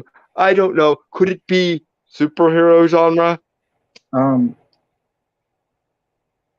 Also, James, the fact that superhero universes can sustain multiple villains instead of just one is not a point in their disfavor. It means that Avatar as a franchise and as a world and as an IP is much less complex than superhero movies. That is a negative, sir. Stop framing negatives as though they're positives. It's so really getting under my skin. Sartano, Ahsoka, he didn't. No, he didn't die in an explosion. He died of like being shot with arrows. Yeah, and they brought him back with a sci-fi MacGuffin plot contrivance, which again, which genre is the most famous for bringing characters back to life with plot contrivances? Yeah, superhero genre. So I guess she wasn't here when we were talking about reviewing it, but they brought him back via Avatar clone body in Way of Water. Yeah, bearing in mind that he hated the Na'vi to the point of genocide in the first movie, so you would think him waking up in a Na'vi body would give him all sorts of existential dread, but it's never brought up. He goes from hating them and wanting to genocide them to being perfectly fine with being in one of their bodies and even considering it an improvement to the point that he finds his own corpse and crushes his own skull. Right. So, did his mech suit explode? Because I don't remember. To be fair, it's been a very long time since I've seen the first. Because of being shot with arrows, it got shot in like a gas tank or something, and it exploded. Yeah, there's a lot of untapped potential there for the character. We already talked about it in the review. I don't want to like kind of dwell on it, to be fair. Yeah, but to be fair, to Ahsoka's point here, the Marines in Avatar did have giant fuck off mech suits, and again, what franchise got started with a guy in a high tech mech suit? Oh wait, yes, it was the MCU because of Iron Man. Haderp. I don't honestly. I don't remember much of that of the first Avatar movie. I haven't seen it in a very long time. I don't really care to. So, anyway, moving on. Yeah. Okay. Quote from James Cameron: "It's not like a superhero movie where there's a new villain with every film. Same guy, right? Same adversary through the whole thing, but how he evolves is also very interesting once we bring in additional adversaries as we go along. Additional adversaries, only because allies. Sorry, I wanted to finish it. So. Yeah, only because you literally brought him back with a sci-fi contrivance, James, just like a villain in a superhero movie. And also, once again, I'm gonna hammer on this point again. That just means that your universe is less complex than a superhero universe. Lack of complexity is not necessarily a bad thing, but it sure as shit isn't a good one. Necessarily either.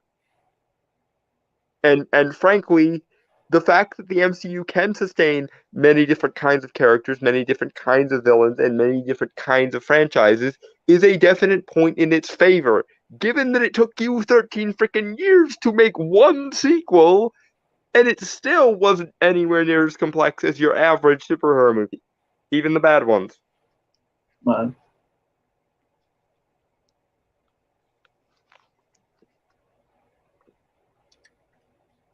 And in that time, the MCU has made, what, 30 movies and several shows? God damn it. Okay. Why the Colonel is an important villain in the Avatar series. While the Colonel is a consistent villain that haunts the lives of the Na'vi, he is typically at his most interesting when he stands as a representative for humanity. Sully, once a human, defected to the Na'vi and left his humanity behind, while the Colonel remains firmly entrenched in his earthly roots, going so far as to kidnap his Na'vi-raised son, Spider, from his adoptive parents. Yeah, and never addresses the fact that he should be having an emotional breakdown because he's in the body of the people he hates and can never return to his human body, much less because when he found his human corpse or the bones of his human corpse, he crushed his skull out of like triumph. I think again we could we get again like a lot of waste potential for that character, you know.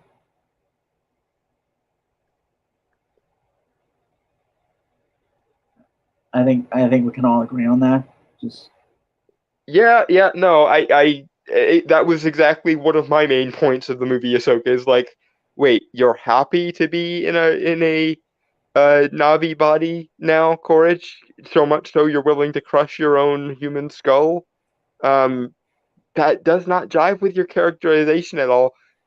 I mean, they kind of hand wave it by him going on about how they're physically superior and everything, but like that's still you hated them to the point of genocide in the first movie. What the fuck, man? uh, Like, is the clone literally defective? Is the theory I'm kind of mentally working with. That might be the only explanation I would accept at this point.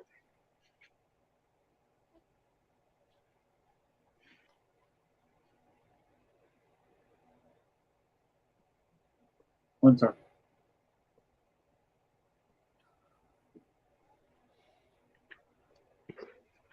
Right. Yeah, shall we move on? Yeah, sorry, I was chewing. Mm-hmm. I was just finishing. Okay. Yeah. The contrast between the two characters is what makes their conflict interesting, and it makes for a conflicting fight as human audiences are compelled to cheer for the Na'vi against humanity. You know, I don't know if anyone knows this channel, Generation Tech, I believe. Mm-hmm. I actually did a video on where they talked about how the humans are the good guys in Avatar.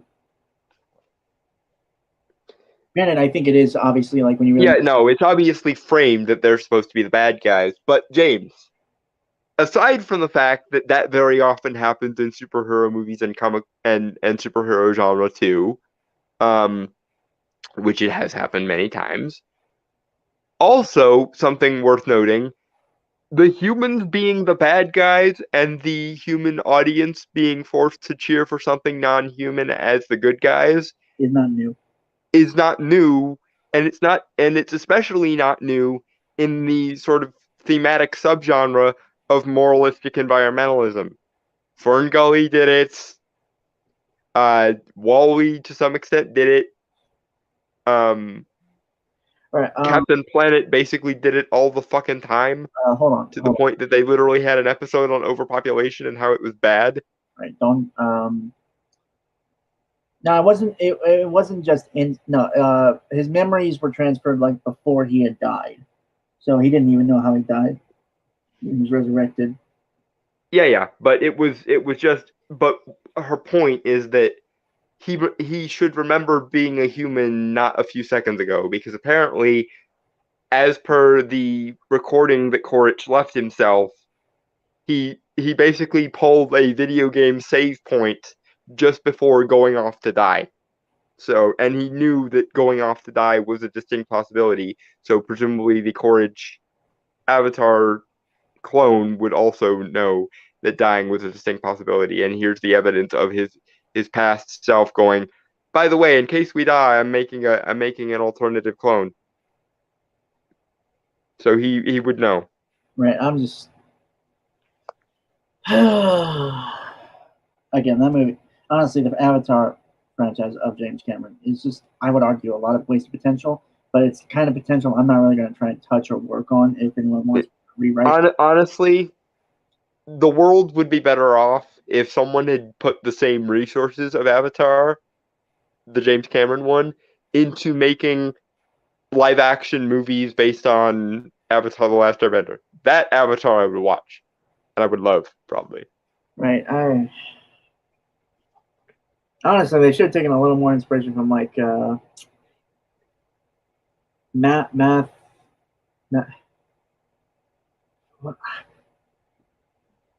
Reeves' Planet of the Apes movies. You know, the reboot trilogy. Yes, he could. Yes, he easily could have, and it would have been better. And it's not like you didn't have 13 years to get better at writing things, James. God, those are good movies. Yeah, the Matt Reeves Planet of the Apes prequels are awesome. They really are, man. Like the obviously the first one's got its rough edges, but it's pretty good for what it is. I honestly like the first one the best, just because I like the notion of watching the sort of devolution of Caesar becoming hyper intelligent, and then like it slowly comes unraveling. Like I like actually getting to see the fall of humanity. And unlike like 97% of all prequels, it's a prequel that A makes sense and B is satisfying to see. Whereas 99 times out of 10 with prequels, the version you have in your head of what it could have been is almost always better than what actually you see when they make it. But I will say, in Matt Reeves' version, it was actually pretty much exactly what I was picturing in my head. I also just want to point out, I love the characters, obviously, just because like they do a really good job of making you care about all the characters. Particularly Caesar, which, given that his sort of destiny is to end up genociding all of humanity, pretty much, that's very. It's a neat trick that we're actually caring about him as much as we are by the end of the thing. Right. Anyway, sorry, that was a weird tangent for us. Yeah, moving forward again. While the Colonel's avatar is weaker than Sully's, having the support of the entirety of Earth makes him dangerous all the same, since Sully is still unable to get the Na'vi to unite. Wait, did they establish that? They established that Korch's avatar was weaker than Sully's? I am unaware. I didn't catch that. Maybe this is me being guilty of the thing I get annoyed at other people for doing and not paying attention. But yeah, color me confused. Yeah. Although I'm not gonna whine about it because it might be my fault this time. I might have fallen victim to my own issues and not paid attention. Yeah, I don't remember. So. Which, to be fair, at least when I watched Avatar: The Way of Water, I didn't fall asleep the first 3 times I tried to watch it. Whereas that was what happened when I tried to watch Avatar, the first one. I had to watch it 4 times before I could actually make it all the way through. Dumb. Yeah. Cameron's past criticism about superhero movies explained. While the MCU heads into Phase 5 and continues its multiverse saga, DC Studios is currently working to revamp its production under its new co-heads, James Gunn and Peter Safran. And we'll talk more about that in. We got some stuff to talk about in. Yeah, James. Speaking of Jameses that piss me off, James Gunn appears to just not know how to read the room, right. and or shut his fucking mouth. All right, later. Yeah. Though excitement is building among both fan bases, Cameron has never been a fan of modern superhero blockbusters, as he sees them as repetitive and overly macho productions. Okay, the repetitiveness I could somewhat get from if I'm being charitable here. It's not an uncommon criticism, although 9 times out of 10, I chalk it up to people not paying attention to the differences. Right. No, I agree. I agree with that, but also I could kind of understand it. Yeah, it's not an uncommon criticism, so fine. But overly macho. Said the guy who made Arnold Schwarzenegger the Terminator. Like, this is related to a stupid thing we actually didn't cover, his thoughts on masculinity, but or did we cover that? Anyway, point being, James Cameron, the guy who put the testosterone into 80s action movies, is now bitching and moaning like a fucking male feminist about the presence of masculinity in action movies. Never mind that several of the characters in said movies are women. Ugh, god damn it. Once again, we're left to the I'm not sure James Cameron has paid attention to a single superhero movie he tried to watch or has watched any of them. Right. Anyway, moving on. Yeah, moving forward. Yeah, to be fair, I don't really have anything to really say about that. I think it's stupid, obviously, and I don't really. Even by your own standards, James, you are more guilty of this sin than every single one of the superhero movies. Yeah, I also just I'm not really sure I understand just on the fact that it's kind of too broad, not really defined. He said some things earlier about how masculinity was toxic and that he's striving to purge masculinity from his movies because he feels like he overdid it in his youth. Okay, that still doesn't really, whatever. Of course, the director was never entirely opposed to superhero movies. As newly revealed concept art from Cameron's unreleased Spider-Man proves that he did once have an interest in directing a Marvel product of his own. I'm just gonna go out on a limb here and say that unless James would have actually been better at this time because it was in the 90s, so it's possible he might have been better. I'm gonna go ahead and say that even though I don't think the Sam Raimi movies hold up as strongly as a lot of people think they do, Sam Raimi's was better. Also, I do want to point out that even though Spider-Man is a lot of people's favorite characters, and I'm not taking that away from anyone, saying I like superhero movies because I tried to make a Spider-Man movie once is a little bit like the like abstract version of saying I have black friends, because Spider-Man is one of the most normie of normie superheroes. Like, if you want to impress me, try to make a hero people don't know instinctively, James.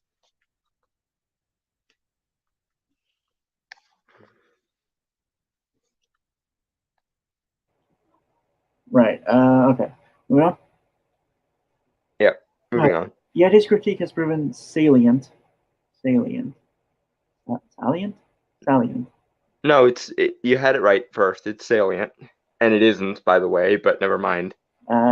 Yet his critique has proven salient at certain points. Marvel and DC movies tend to have a serious villain problem, since few of their villains are actually compelling antagonists, and some draw out outright ridicule. Okay, Marvel I will give you to a degree, but DC not having compelling villains, has there been a Joker in the last 30 years that hasn't been eligible for an Oscar? Aside from Jared Leto? I was gonna say Barry, mainly because they didn't really show him much. Honestly, to be fair, his one scene in the deleted scenes of the Batman was at least in the ballpark of the other two significantly important Jokers, i.e. Phoenix and Ledger. So I'm willing to bet that if he had actually been in the fucking movie, we'd be having yet another Joker winning an Oscar conversations. Which I'm okay with, because it seems like that is the fate of all Jokers from this point on. It's basically a method acting role where, like, any given method actor worth their salt tries to play the Joker to give their own personal spin on it, and what winds up becoming the next generation iteration of the character.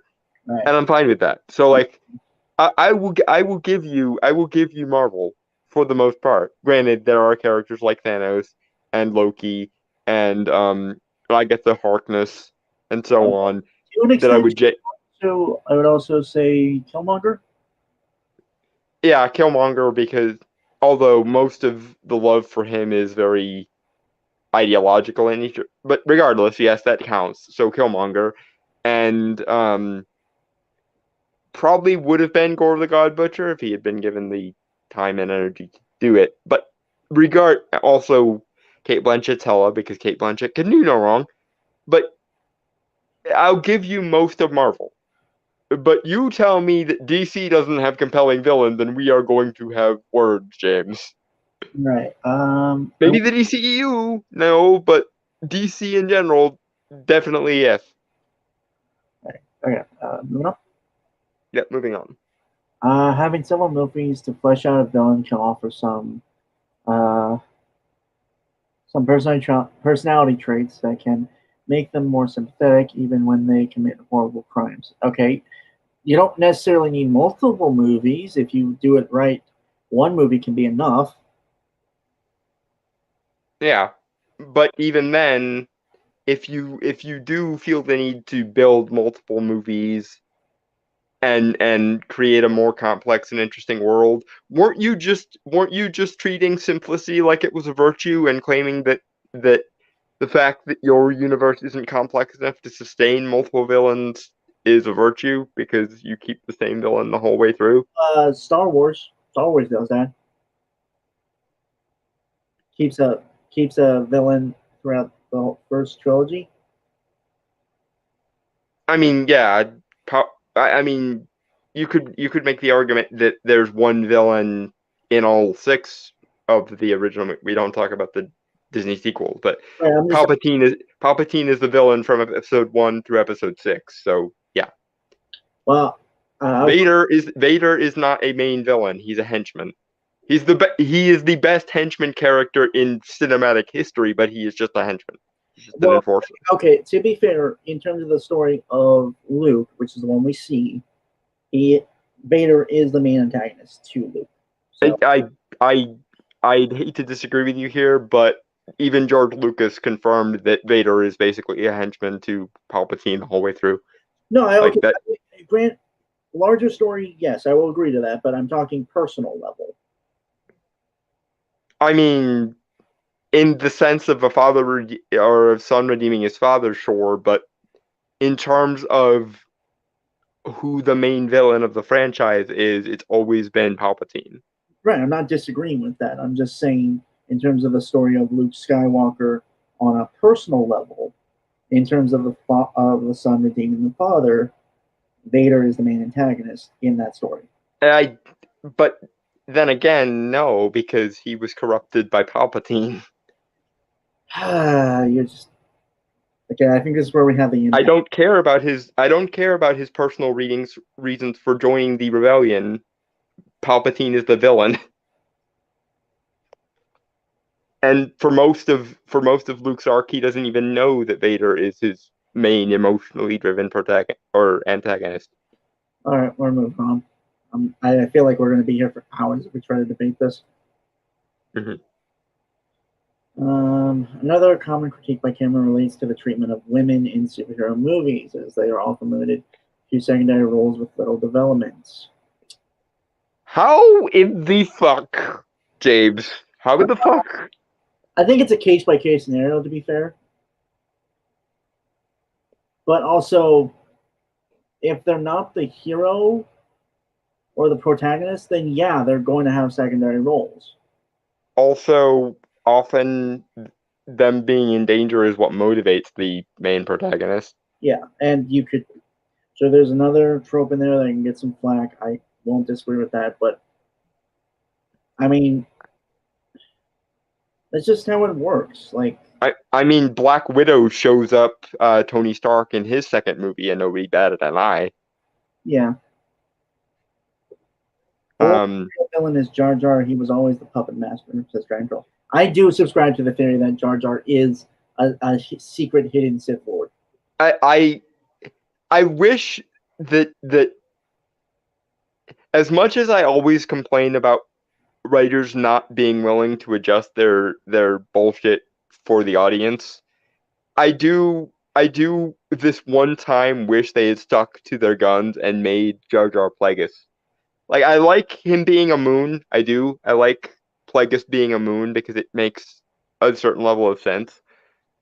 For those that don't know, Moon is a race within Star Wars, and it was what Plagueis was after Jar Jar got retconned out. But I like the idea that Plagueis was hiding in plain sight all along because it aside from that just being a cool idea in general, it also parallels the way Yoda started in Empire Strikes Back at first when he was being goofy and then was revealed to be a badass.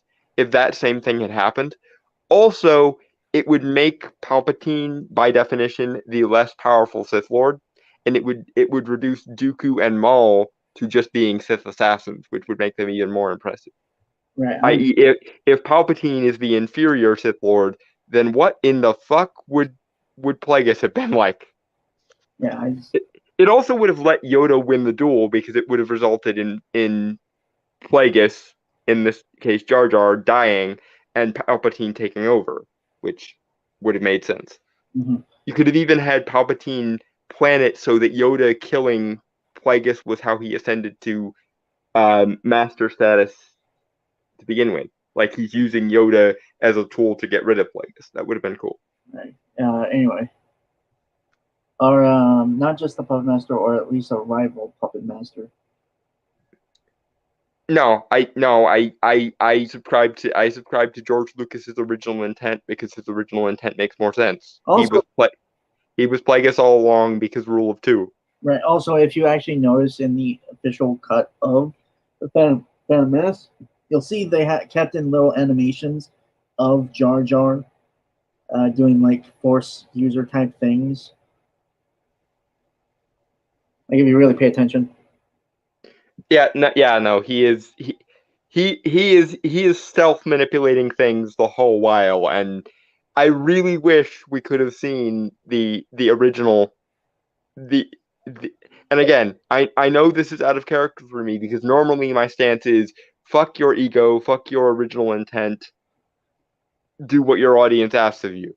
But at the same token, now knowing what Lucas wanted to do, I'm 90% sure that most of the problems people have with the sequel trilogy comes from George Lucas changing that one detail.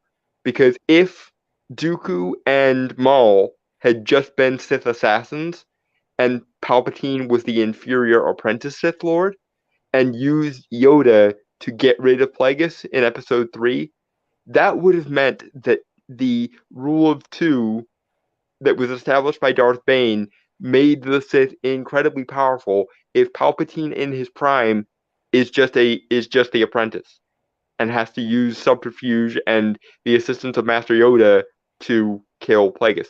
Also, we could have even gotten, and this would require a little bit more stretching of suspension of disbelief, but we could have even gotten Yoda struggling against Plagueis, this version of Plagueis who is Jar Jar, and Palpatine and Yoda teaming up specifically to kill him. That would have been cool. Anyway, we do need to move on.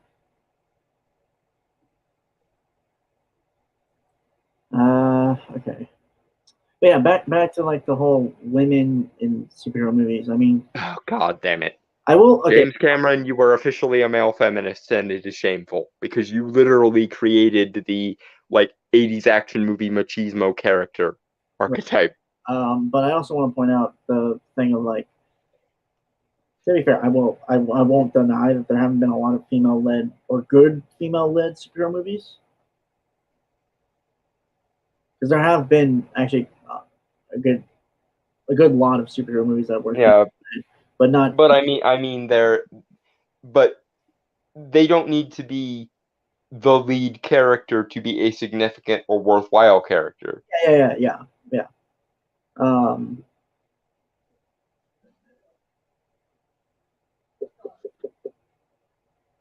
I don't think I have anything else to really say to that. It's just like, yeah, no, it's what bothers me is that it's literally a male feminist talking point from the guy who gave us Terminator, Aliens, True Lies, quite a lot of Arnold movies in general. Like this guy, I mean, wasn't he also involved in the Predator movies at some point? like this guy who gave us basically a microcosm of the 80s most masculine action heroes is now going to claim that being macho is a bad thing. Okay, James. Well, I also As long as you are aware, that means you are the worst offender of this sin, I also want to or mention one of them. it's also worth mentioning again defining of terms and how would you define macho? I mean, we can kind of infer what he means because he literally said testosterone was a toxin that men have a duty to purge from their systems as they age. Okay, that's okay. Yeah, that's huh. Anyway. He has even compared how Marvel and DC depict their female characters to Avatar, The Way of Water's women. To be fair, there were a lot of interesting characters in like both Marvel and DC movies in the last decade or so. Several of whom were played by Zoe Saldana, just like in your movies, James. Right. You're really not winning this. My movies are different from superhero movies game. Neytiri is literally Gamora. In terms of being played by the same actor, I mean, not in terms of like character shit. Yeah. Like some examples. To be fair, there isn't really like small screen. Maybe I was gonna say depiction of Lois Lane in the movies, but there hasn't really been a good one per se. In the movies, like TV, sure, yeah, no, actually, pretty great ones. Which character? Lois Lane. And yeah, I mean, I forget who did the voice acting for Superman the Animated Series and the Justice League cartoons, but she will forever be my Lois Lane. Although in fairness, Smallville's Lois Lane was not a bad version of the character. I've recently seen the one on Superman and Lois, and she's pretty good. Yeah, she's pretty good. Yeah. Big screen though, there hasn't really been a good adaptation of her, like adaptation of Superman either. Yeah, Amy Adams might win an Oscar in everything she's in, but or at least be there alongside Oscar-winning people, but she wasn't the right choice for Lois. I disagree with that. I think it's like the similar thing with like Henry Cavill. Yeah, I think it's the same thing. If they were given a better script. Yeah, okay, maybe in a better written movie she could have impressed me. But the other thing that bothers me, and this is a very superficial, stupid thing to bother me, but Lois Lane has black hair, and hair dye exists. Amy, seriously. Look, I'm fine with her being a redhead because we don't get a lot of redheads these days. I mean, okay, sure, but like she's not even like ginger. She's auburn haired. So like, would it have killed her to either wear a wig or hair dye? Again, my issue, more or less, with anything is not so much whether the actor looks like the character, as much as more or less they act like the character. I agree in principle, but effort would be nice to actually look like as much like the character as you can manage. Okay, for the same reason as almost everyone in superhero movies has to work out to look like they're in superhero shape. That's completely fair. That's fair. I don't disagree with that. I'm just saying, like, I am willing to be lenient if, at the very least, they get the character right.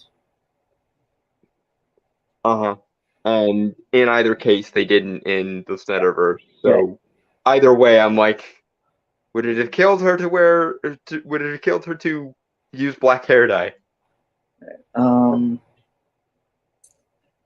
What else? I'm trying to.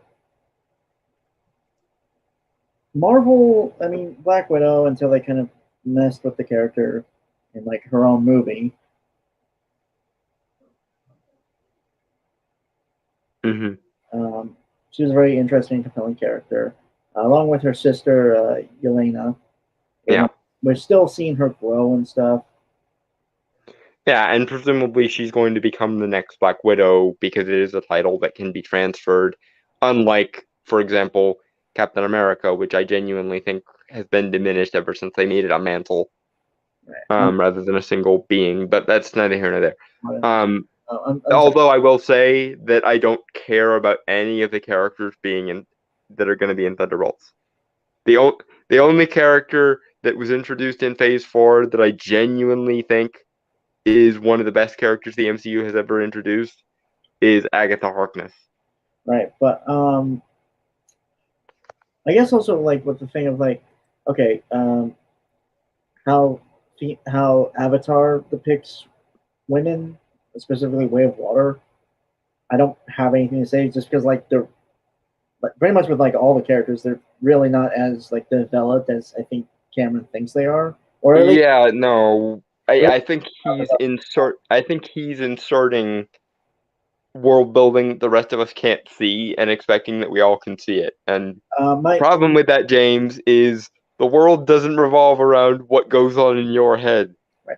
And not enough people have told you that, but someone needs to.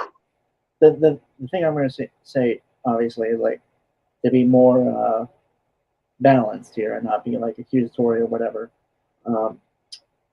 It's just like we don't really see a lot of characters, female or otherwise, to really gauge whether or not they're good, well written characters. Mm-hmm. Yeah, and the problem is, barring some of the kids, there aren't that many interesting characters. And even to the extent that the kids are interesting, they're still no more or less like they're still no more interesting than your average superhero characters. Like even to use Multiverse of Madness as an example, but Christine Palmer, who was the side character in Doctor Strange 2, was way more developed and way more central to the movie than any of the female characters, with the possible exception of Sigourney Weaver's character, who's being set up to basically be the chosen one.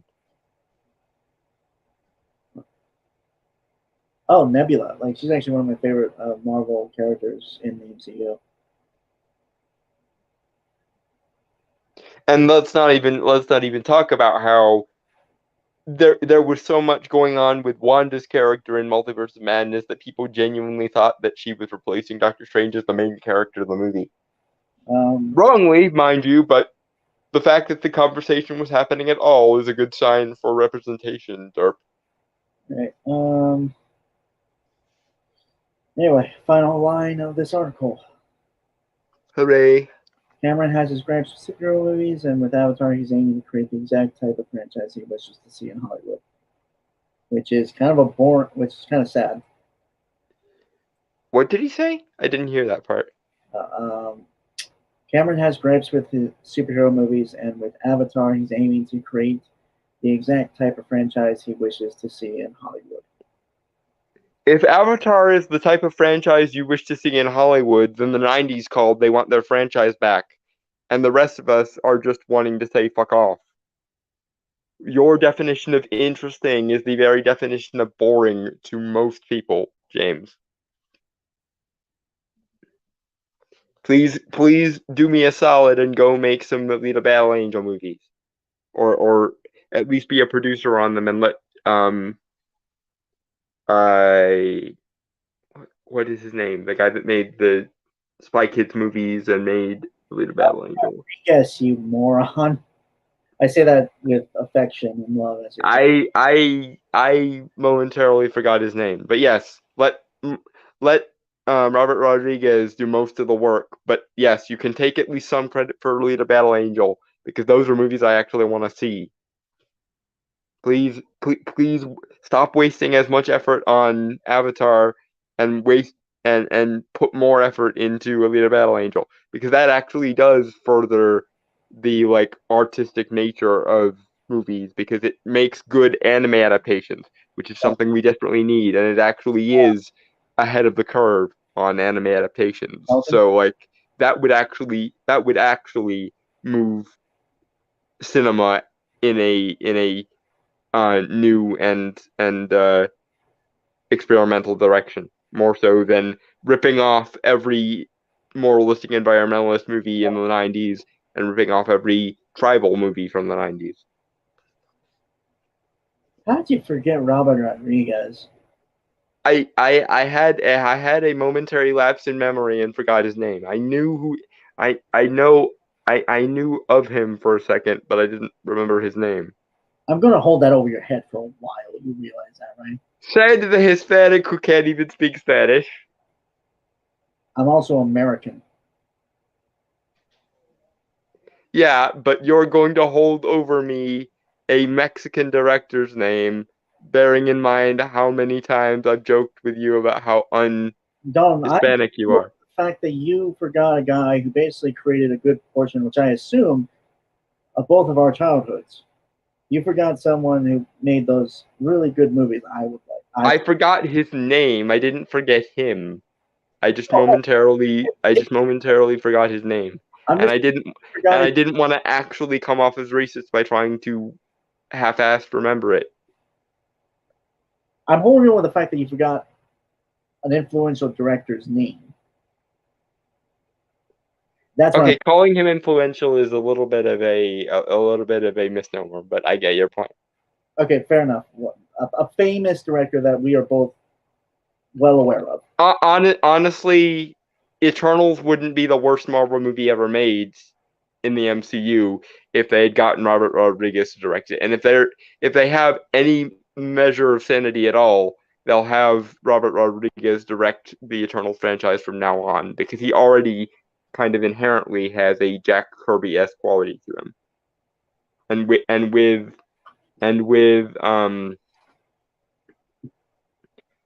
with Marvel's resources, Robert Rodriguez could do amazing things. Right. Because his biggest problem is that because he does all of his movies independently, he doesn't often have the resources to actually do most of the things he wants to do. But with Marvel's money to throw around, that's an Eternals movie I would actually want to watch. Which is weird, because like I've seen a lot of his movies, like even the more not smaller, but more or less known ones. Like I don't know if anyone knows this one, Shorts. I vaguely remember Shorts existing. Yeah, it was it's like a relatively anthology film that's set in. It's a whole thing. Because like the narrator of it is like getting stories out of place and stuff, like an unreliable narrator kind of. And it's about this magic wishing stone that like gets super crazy in terms of the wishes and stuff. Yeah. So it's literally like someone makes a wish and then we spend half an hour or so following the consequences of their wish. Yeah. They get super crazy wishes, by the way. That sounds like a movie I would want to watch. Yeah, like I do agree. Like he often like comes up with these like really out there and like it really like I almost want to say experimental, or just like these grandiose ideas for movies, but he never like has the resources to. But even more than that, like his aesthetic is very Jack Kirby-esque. Look at Spy Kids 3D. Look at Shark Boy and Lava Girl. Look at Spy Kids 4. There's very much a Jack Kirby style aesthetic going on there. It just doesn't have the resources to fully pull it off. Right. But if he had Marvel's fuck you money to throw around, we'd be off to the race. Anyway, on to what are we on? The trailer Dungeons and Dragons trailer. Yeah. Speaking of things I have to rip apart. I am split on this movie. Mainly because, well, one, I'm not as big a Dungeons and Dragons fan as Dalton is, just because I've never had the chance to play it. Something else we will have to remedy when you and I meet up. If nothing else, even if I was, I would try to look at this like its own thing, mind you. Like try to be as objective as possible with this.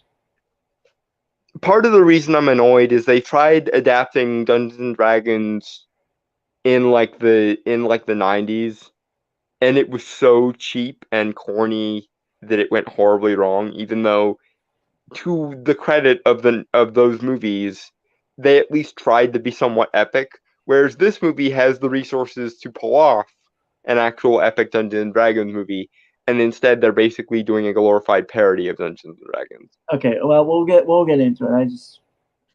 I'll try to be as objective as possible while Dalton will be as critical as possible, right? I guess that's kind of what we're rolling. Yeah, that's essentially what we do. Brainstormer tries to be overly nice to things, and then I come on and explain why the niceness was not warranted. Anyway, shall we? Yes. I feel like we should come up with something other than banana, but I can't think of anything D&D related to banana whip. Dragon's Breath? I mean, okay. Dragon fruit. Fruit, okay. On your knees. Okay, chop it off. Chop it off. Let's do it.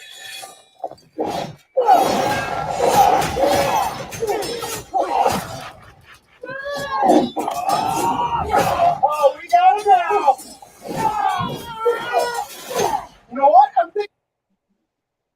So, I don't know why, but I'm kind of. I don't know if anyone here knows what Critical Role is. Yes. I'm kind of getting that vibe now that I'm really thinking about it. I mean, kind of, and I think that might be what the movie is going for. But I'm still in the mindset where it's like, would it kill you to actually do an epic version of this? So I'm trying to look like instead of doing the self-parody thing. Right. I'm trying to. I think if nothing else, if this didn't have the name of Dungeons and Dragons and it was just Honor Among Thieves or something, I could. I could at least judge this as like its own like fantasy thing. Yeah, like if it was supposed to be like an actual parody of D&D, that would be one thing. But and this is becoming a consistent problem with Hollywood. When you make things that should by rights be parodies of a thing, but tie it to the actual franchise, it mostly just comes off as though you're mocking anyone who gives a shit about the thing.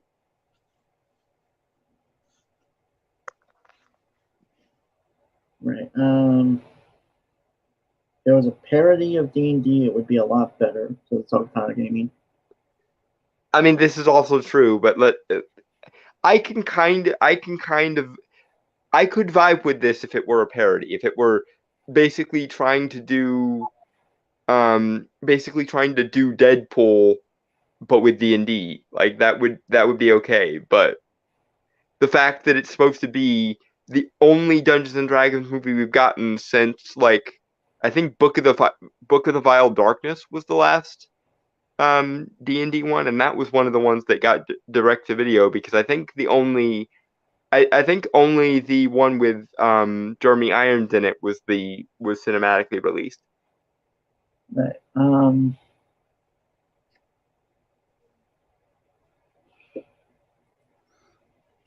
don't really have anything to say for this, to be fair. So. Yeah, dragon fruit. Yeah. What? I'm thinking they're probably sharper stairs somewhere else. We're thieves, but we help the wrong person steal the wrong thing and unleash the greatest evil the world has ever known. The Red Wizards created an army of the undead. I mean, to be fair, that does seem like a standard. Correct me if I'm wrong. A standard. Yeah, no, it's a D&D plot. My issue is how they're going to proceed to shit on the seriousness of that situation by mockery. Knights of Badassdom. I have heard of that film. Yes, that is a good D&D parody. Doesn't it involve it features a loose tie-in to isn't it tied into John Dee's Enochian magic? Although they twist it and make it like horror movie themed, because obviously a book that actually summons angels wouldn't be much of a dangerous MacGuffin, but unless they were biblically accurate angels. But in Knights of Badassdom, I think the MacGuffin is actually one of John Dee's Enochian grimoires, twisted to make it demons instead of angels, though. Yeah, I remember correctly. They accidentally, like, the guy who's like because it's LARPing, not technically D&D itself. Yeah. It also has guy who plays Tyrion in Game of Thrones. I can't remember his name.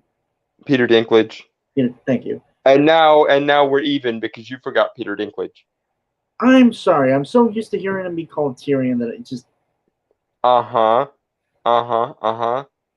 And what was it you just said like not 10 minutes ago? I'll hold it over your head for a while. And now we're even. All right, fair enough. The Gamer's Dorkness. Why does it sound familiar?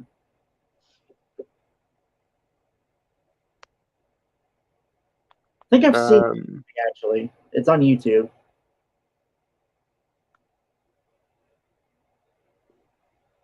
Oh yeah, the one with the mage girl who was trying to switch from arcane magic to divine magic. I can't remember what the subtitle of that was. It was something about the like. It was something about like. Orbs of the Dark Dragon or something along those lines. What were you saying about like how they were going about it in terms of the story? The problem I have with this is instead of doing a semi-serious version of this, kind of like the Warcraft movie from a couple of years ago, they're basically doing a cheap knockoff Guardians of the Galaxy thing with it. And I love the Guardians of the Galaxy, don't get me wrong, but the difference between something like this, which pisses me off, and something like the Guardians of the Galaxy, is the Guardians of the Galaxy movies or the second Suicide Squad movie were in on the joke. They were in on the fact that comic books are awesome and weird, and they wanted to get away with as much awesome weirdness as possible. This movie, though, because nothing epic is allowed to stay epic, comes off as mocking rather than sincere. So I do, to try and be as charitable as possible, that could be how the trailer itself is edited and not indicative of the movie itself. This is possible, but my problem with that will be evident in a few minutes when we see a character literally address the issue in the movie. Okay, that's fair. I'm trying to be as objective and charitable as possible here. So yeah. One of us has to be. I do want to say it looks kind of nice, at least, visually, sort of. Granted, I don't have it on the best resolution in terms of a trailer because I kind of have to keep it low. Yeah, I've seen it in full resolution because I watched it on my own time just to see, and it still looks cheaper than I would like. Granted, they were never going to give this like $100 million budget because it basically is like a cheap knockoff parody thing, kind of. But I would have liked to have seen a version of this that was taking itself not overly like grim dark serious, because I hate that shit, but if they had treated D&D lore or D&D as a setting with some degree of seriousness or epicness, not even seriousness, just epicness, it would have been better. And it kind of has the problem that a lot of people accuse Marvel movies of, in that they can't just let an epic thing be epic. They have to nerf it with a joke. Right, that's okay. Anyway, shall we? Yeah. Dragon fruit. Sounds lovely. Quite the opposite. I know, I was being ironic. I find irony is a blade that cuts he who wields it most especially. You're not a lot of fun, are you? See, right there. The guy that pointed out the irony and how irony can be a problem is my favorite character in this movie. Like, he's supposed to be a paladin? I think he's supposed to be a wizard. I think. He has like armor though, like not here, obviously. I'm just saying, like later on, I remember him wearing armor, and it looked very knight-like. So, okay, well, I don't. Well, all characters in D&D have to wear some kind of armor because they're battling and shit. But I don't know what his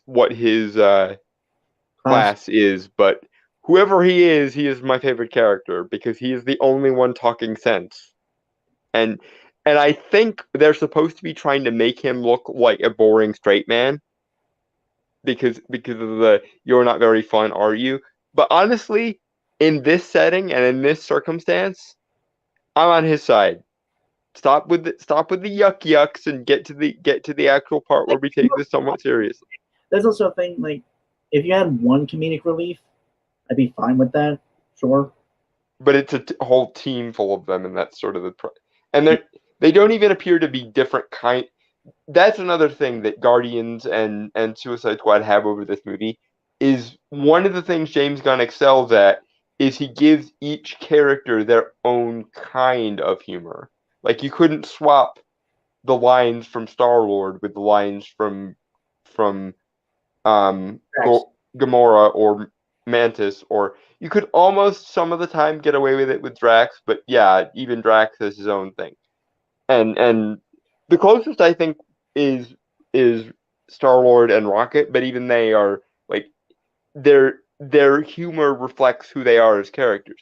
Whereas this one, it seems like every character is basically a Star-Lord knockoff, except for the guy talking sense, except for the guy who pointed out the issue of when you treat everything ironically, then it's shit.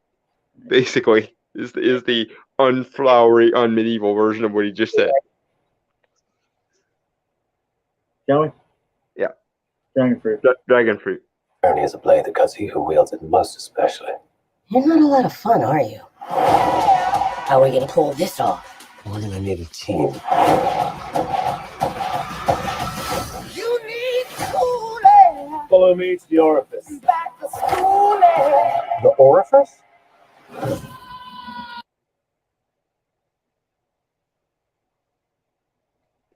I don't really have anything to say, to be honest. Yeah, here's another issue I have with this movie.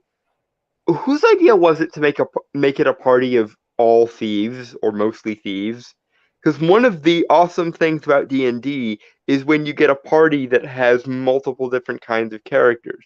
You got your monks, you got your paladins, you got your fighters, bruiser, etc. And then you've got like 5 different kinds of magic users to pick from. You've got your warlocks, your wizards, your sorcerers, etc. Although, please, for the love of God, no sorcerers in this, at least not in this first one. I want to see what a skill-based magic user can do, please. I actually have given this thought one class for a story, but if I was ever to be part of a D&D campaign. But it would have to be a very specific D&D campaign. Undead rogue.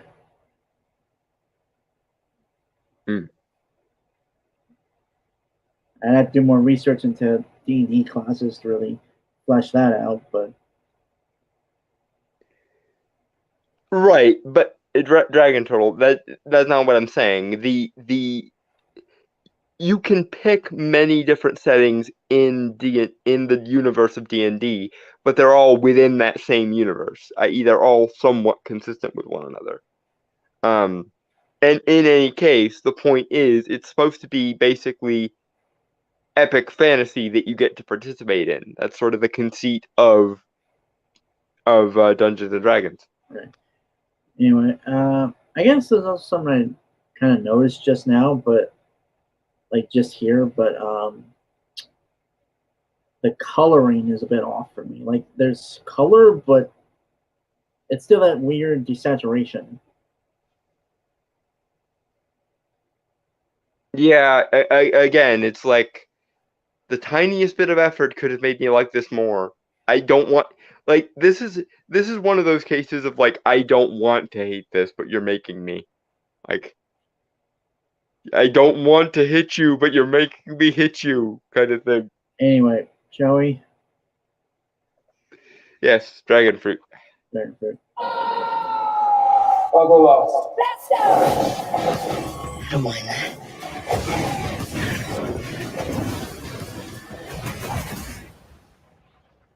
She missed. Oh, that's not good.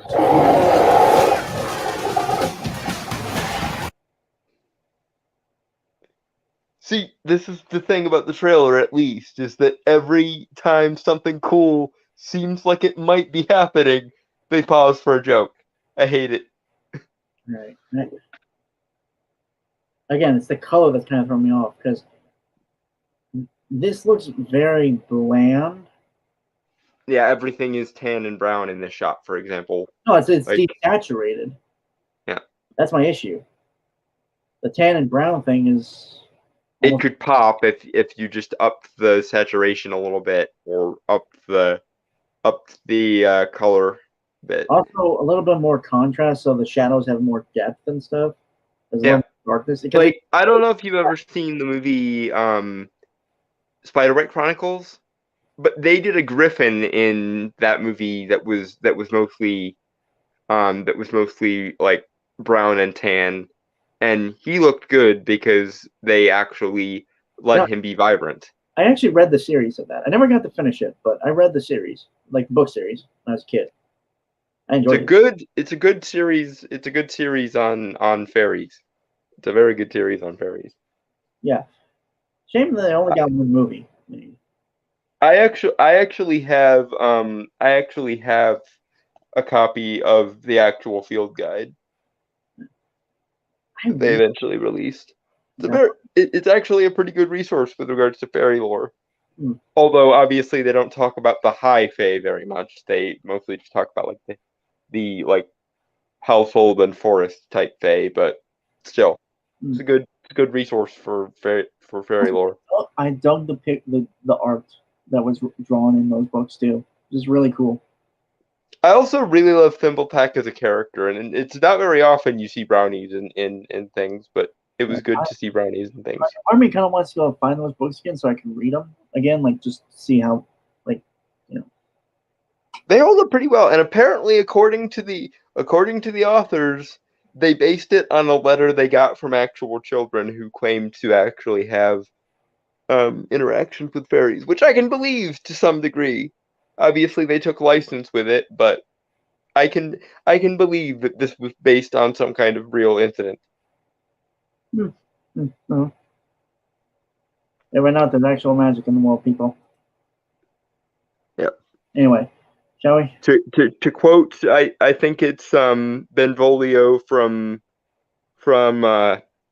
or no, it's not Benvolio because he was the counterpart to Mercutio, but to quote Shakespeare from something, there is more in heaven and earth than is dreamt of in your philosophy.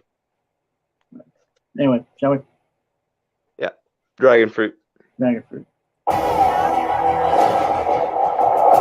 I'm just sick of failing. You can die. There's worse things than dying. Like bad comedy. I lost everything that ever mattered to me. And if we quit now, that's nothing. I don't want to see you die. So, I have. See, okay. You know the thing that I think could have helped with the visual style of this? Kind of do what Once Upon a Time did in terms of the environments. Yeah. You know, kind of give it that more like storybook feel with also like the added of like saturation and contrast to give it a little more depth and stuff. Yeah. To literally evoke some sort of mystical quality to the atmosphere. Yeah. Or like a storybook kind of style, I guess you could say. Mm-hmm. Even though, like, for all of its many writing faults, production values on Once Upon a Time were always pretty good for what they were. Particularly in the first season or so. I don't really have anything good or bad to say about this like section we just watched because it seemed to have something, but I think it's just because with everything else, it's just kind of it's comparative rather than actually there, kind of thing. Also, they're gonna undermine what he just said about losing everything with a joke, and it's like every time we think we might be having a serious moment, it's dump all over it, and I don't like I like humor and self-awareness as much as the next guy, but you have to know how to use it, and how to use it in something like this is to try to be in on the joke rather than mocking. You know, it's the IP. You know, an example I can think of that I think works really well is from a SCP fan film I had watched called First Contact. It's on YouTube. Go check it out. I didn't know there was an SCP fan film. Yeah, there are plenty on YouTube. You never looked at them? No, the most I look up on YouTube with regards to SCP are the Exploring series and the Vogan. That's fair. There are good ones. I mean, granted, it is more just because of how it does. The one I'm talking about is from a channel that revolves around mostly like NTF stuff, so it might not be up your alley. Yeah, no, I'd rather follow the researchers or the doctors, or if I must focus on an MTF, then it should be the MTF that specializes in magic, because I do know they have one of those. I forget the number designation though. What was it? Well, yeah, it's an SCP fan film called First Contact, and this MTF is sent in to determine whether or not there is an anomaly within like this old mine shaft mountain, which turns out the mountain itself is a giant organism. Spoilers, by the way. Why does that sound familiar? Is that an actual canon SCP, or is that something that they created for the thing? I don't remember. It sounds very familiar, so I'm pretty sure it's not made up for the actual thing, but I could be wrong. But there is a point when they're going to when two NTF operatives are going to go into a lake or like subterranean water, which turns out to be stomach acid.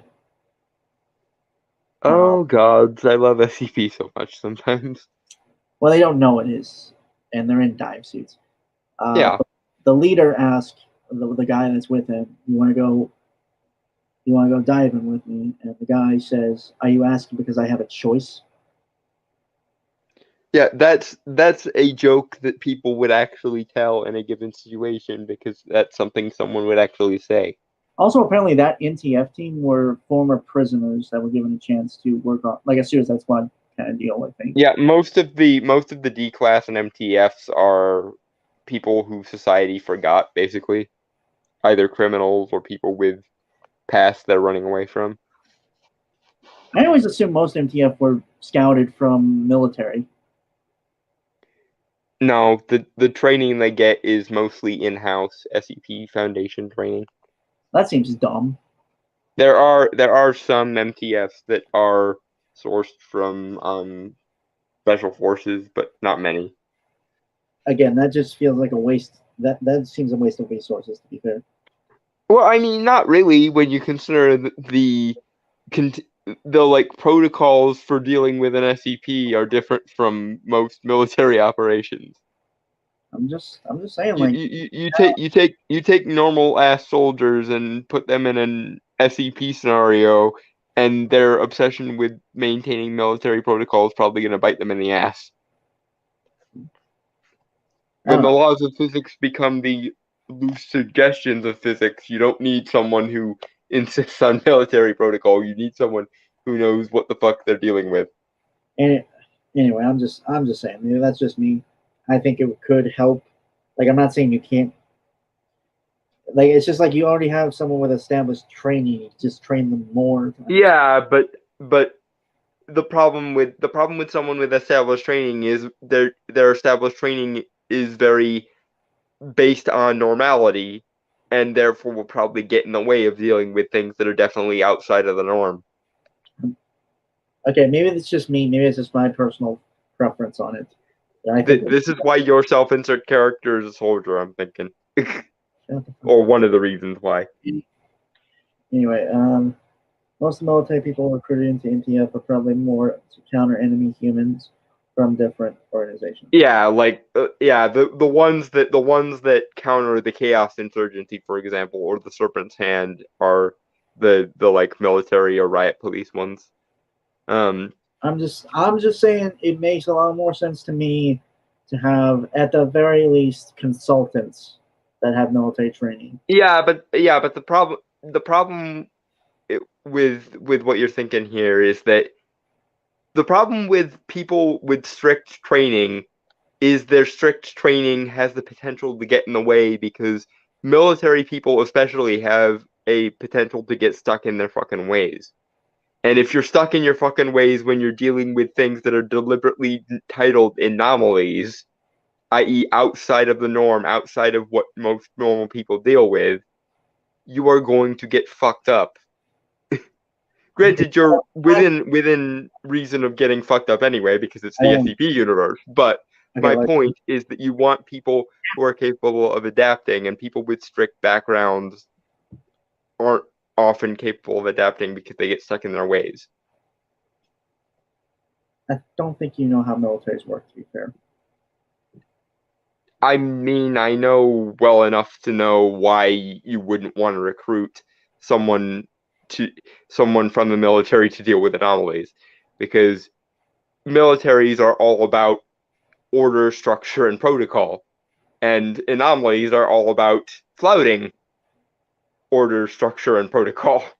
So you want people to be able to adapt and not get stuck in their ways, and people with lots of military experience in particular have a tendency to get very stuck in their ways.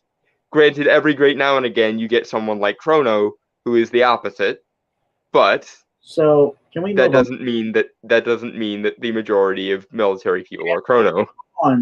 Chrono is one of the people you probably would want in the SCP Foundation, frankly. So moving on.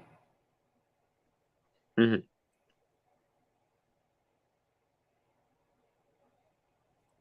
Which is why I'm going to leave the room.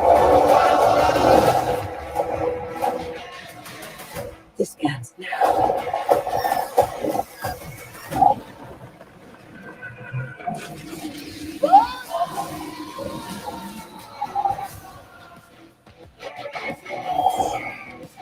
The bridge is protected. I don't really have anything to say, to be honest. Nope. Dragon fruit. Yeah. Protected by an ancient trap. We must not trigger the mechanism. I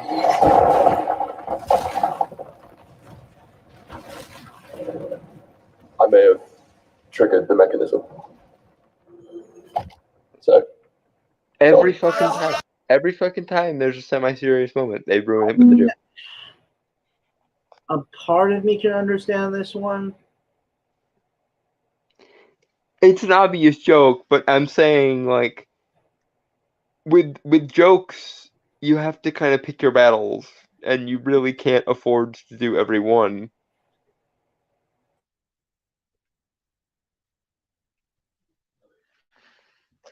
Unless you're literally making a parody or a comedy, in which case you can, but I don't think that's the right route to go with a D&D movie. Or at the very least, not the first D&D movie in 20 years. If this were 10 years down the line when there had already been a successful D&D franchise and somebody wanted to make a parody, then okay, but like, this is the first D&D movie that got cinematically released since whatever the one with Jeremy Irons in it was called.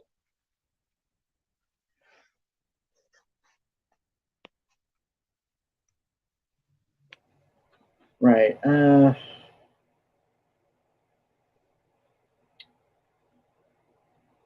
Yeah, I don't really have anything to say specifically about that, just because, like, again, I'm in a weird place where, like, I understand D&D and I've done research as much as I can into it, but I just don't think I have enough perspective on the game itself or a personal enough connection to really gauge this film. I will agree it doesn't look, even by general fantasy standards, it doesn't look like a good movie.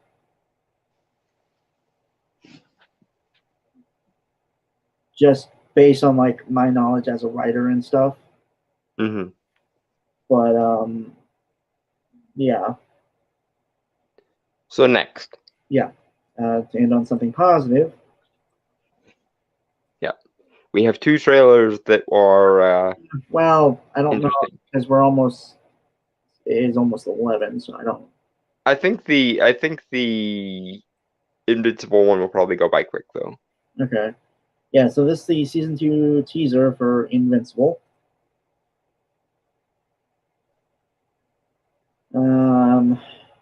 Yeah, okay. So just I guess kind of just a preamble. Did I use that word right? A preamble. Did I use that right? Yes, that is the correct word. Go ahead. Okay, so a preamble before this, just our general thoughts on Invincible.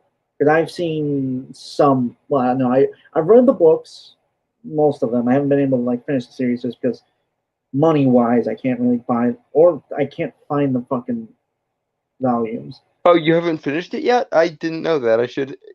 I wish you had mentioned that prior to Christmas. I would have gotten you whichever ones you're missing. But Well, no, I'm Dang. aware of the series. Like, I'm aware of how it goes and stuff. I've watched videos talking about it and stuff, so I'm caught up. I would like to read them myself, you know. well, right, but what ones are you missing? I will keep that in mind for next year.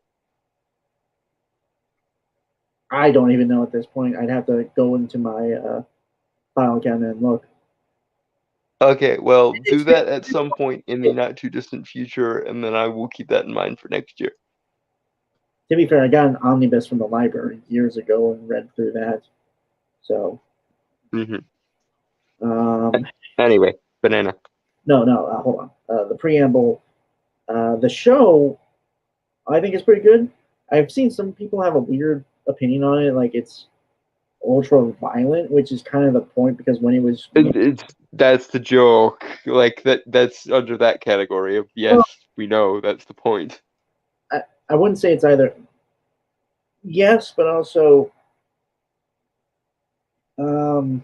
It's not like The Boys where it's being vindictively violent just for shits and giggles. It has a point. The violence is there to offset it. Like, I would say originally the creators did intend it to be somewhat of a parody because they did make a lot of jokes about the certain aspects of superhero comics that were pretty prevalent at the time. I mean, the Guardians of the Globe are basically a parody of the Justice League. Yeah. But it would eventually develop into an homage of and love letter to superhero comics, or was always that, plus the parody elements. I think the show skips over the parody and jumps right into being a sincere homage more. Yeah, it does have like kind of meta humor, which is pretty common, mind you, but it is meta humor in the sense that it is well-meaning and not tearing anything down. It's essentially, yes, we acknowledge we're not the first people to do this. Yes, we acknowledge we're homaging things that already have existed, like Omni-Man is evil Superman. Although, frankly, he's probably the best evil Superman. But can we stop with the evil Superman, please? To be fair, I've heard someone actually mention that Invincible is a Superman story, but Omni-Man is not Superman. Mark is Superman. I don't know if I can agree with that. To be fair, I don't think I am explaining it well, and I would have to find the video and see the quote. I think it's fairly obvious that Mark is a mixture of like Spider-Man and Superboy more than Superman. Well, I'm talking more about the journey of Mark becoming Superman or a Superman-like character. I mean, fair, but that same thing can work with Superboy essentially becoming. Okay, again, I am simply stating what I had heard someone else say. I want that to be very clear.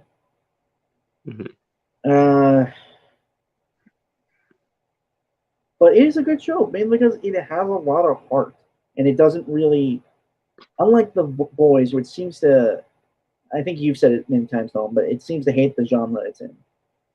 Yeah, it has.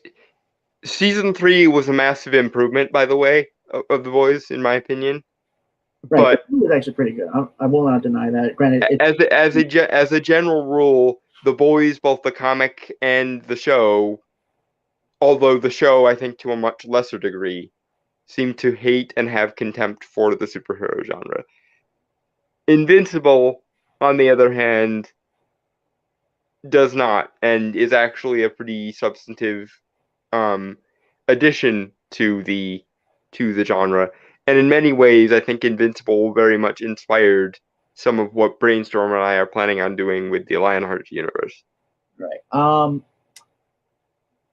Yeah, and the show is very much has condensed a lot of the storytelling because within the comics, because it did go on for a while, like I think 144 issues. Oh yeah, it went on a long time. Yeah. Which to be fair is literally double what Sandman managed. Right. But also it's really good on the fact that it's mature without being edgy or cynical. Yeah. In other words, it manages to be mature without being grown up, quote unquote, if that makes any sense. Yeah. Because so many people conflate growing up with giving up, and this it doesn't. But anyway, we've preambled enough. Let's banana. Yeah.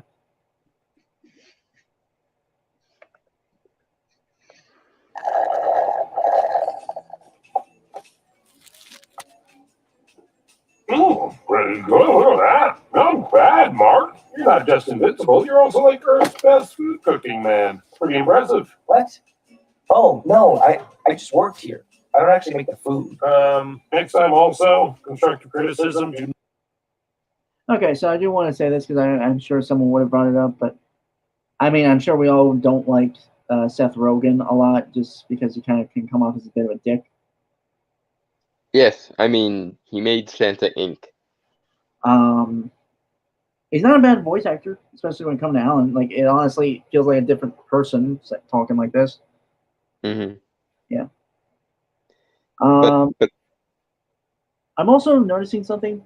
The animation, which I believe this teaser itself was animated by weirdest thing, a porn artist. This I did not know. I heard about it. I'm not entirely sure if it's true or not. I just remember hearing that, like, seeing that on Twitter a lot.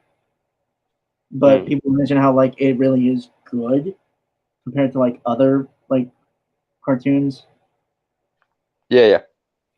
It's almost a throwback to like classic Paul Dini, Bruce Timm superhero stuff. Yeah, and I like it has. I really think there is like a. There really is like a real up in quality because like there's a lot more shading, a lot more. It honestly feels a lot more.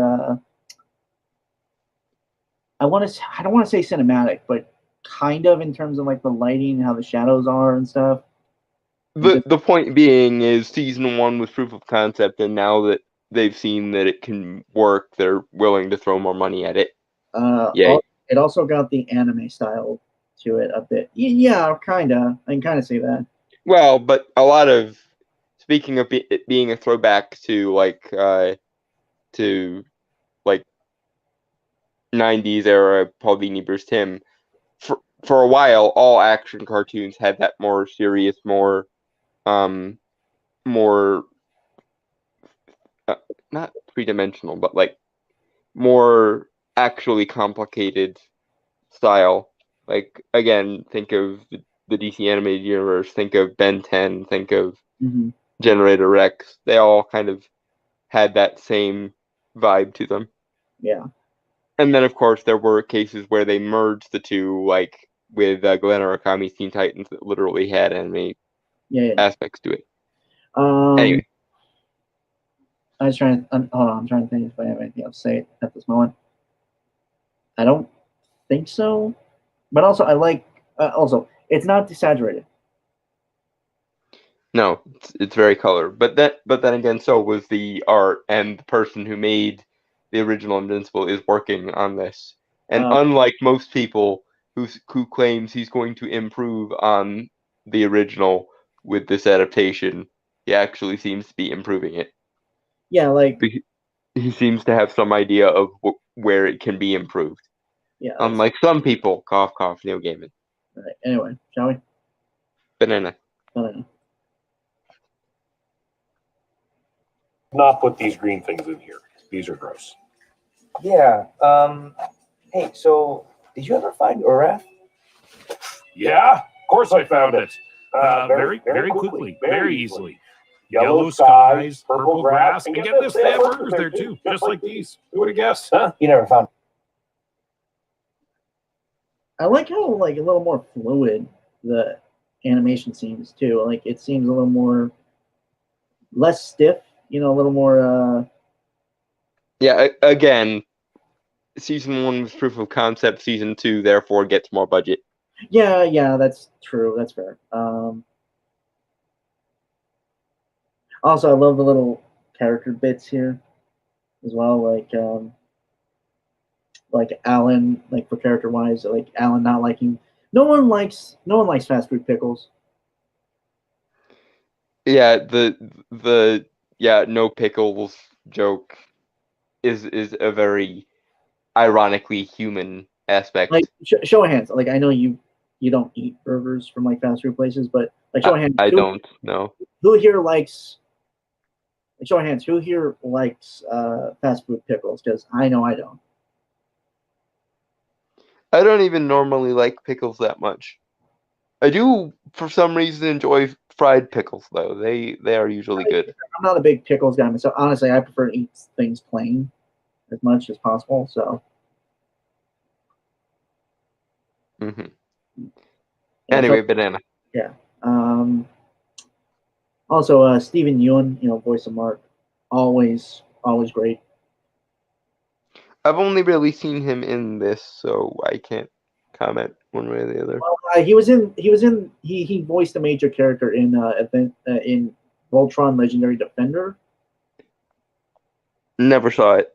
I heard a lot about it from a friend of mine who often complained about it, but it was fine the first season. I think it started to get a little weird, not in a good way. Yeah, that's what she said too. Anyway, banana. Yeah, banana. No, not even close. I hope they're okay. I think about them quite a bit, honestly. But how about you? What have you been up to? It's been a while. I think everyone agrees. It's been like a little ridiculous how long it's been. Hey, I've been busy. Doing what? Well, I've been busy. Ha. I love the meta-ness of this because it works. It's almost like something you'd get on Rick and Morty, but I think it's actually handled better than most episodes of Rick and Morty are with regards to this. Yeah, I agree. So I've binged the whole Legendary Defender series. The animation wasn't bad, and it had some pretty good fight scenes. I think pacing wise and some character writing was a bit off for Legendary Defender. Mm-hmm. Rick and Morty is not good even. It depends. Yeah, it depends. I don't like it just because, like, again, like it's like with the whole thing of like a lot of shows these days. There's a lot of cynicism with it. Yeah, I mean that's fair, but actually, to be fair to Rick and Morty, I think that most of that cynicism comes from the characters as opposed to the world, because Also, many of Rick and Morty's best moments are when Rick is proven wrong about his absurdism. okay.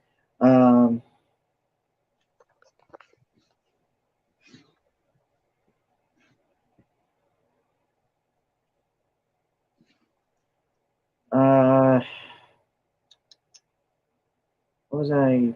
Fuck, I was gonna say something.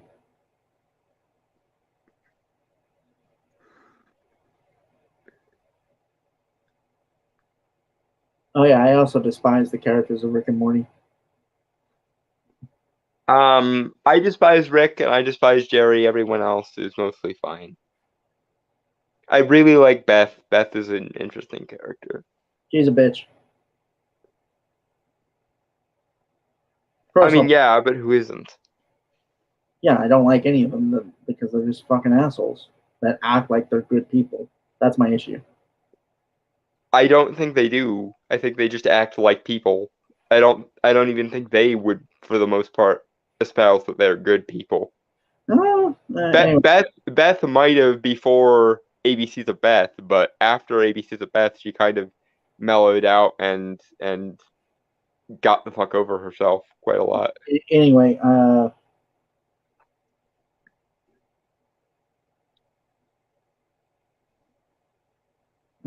Giant Turtle, this isn't bad, but I do really hate this sort of IRL reference that won't make sense in a few years.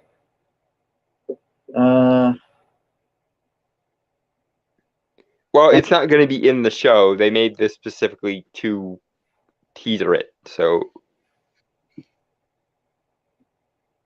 unless they actually do make it in the show, in which case, bad. But I'm not going to assume they're gonna do that until they do it. Anyway, Banana. Yep, Banana. Writing, designing, storyboarding, voice acting, key posing, in-betweening, cleaning up, color slapping, comping the whole thing and all that for, roughly thousands of shots. So it's kind of a lot. Sure, yeah. Although like 90% of that, if I'm being honest, sounds completely made up. But the real question is,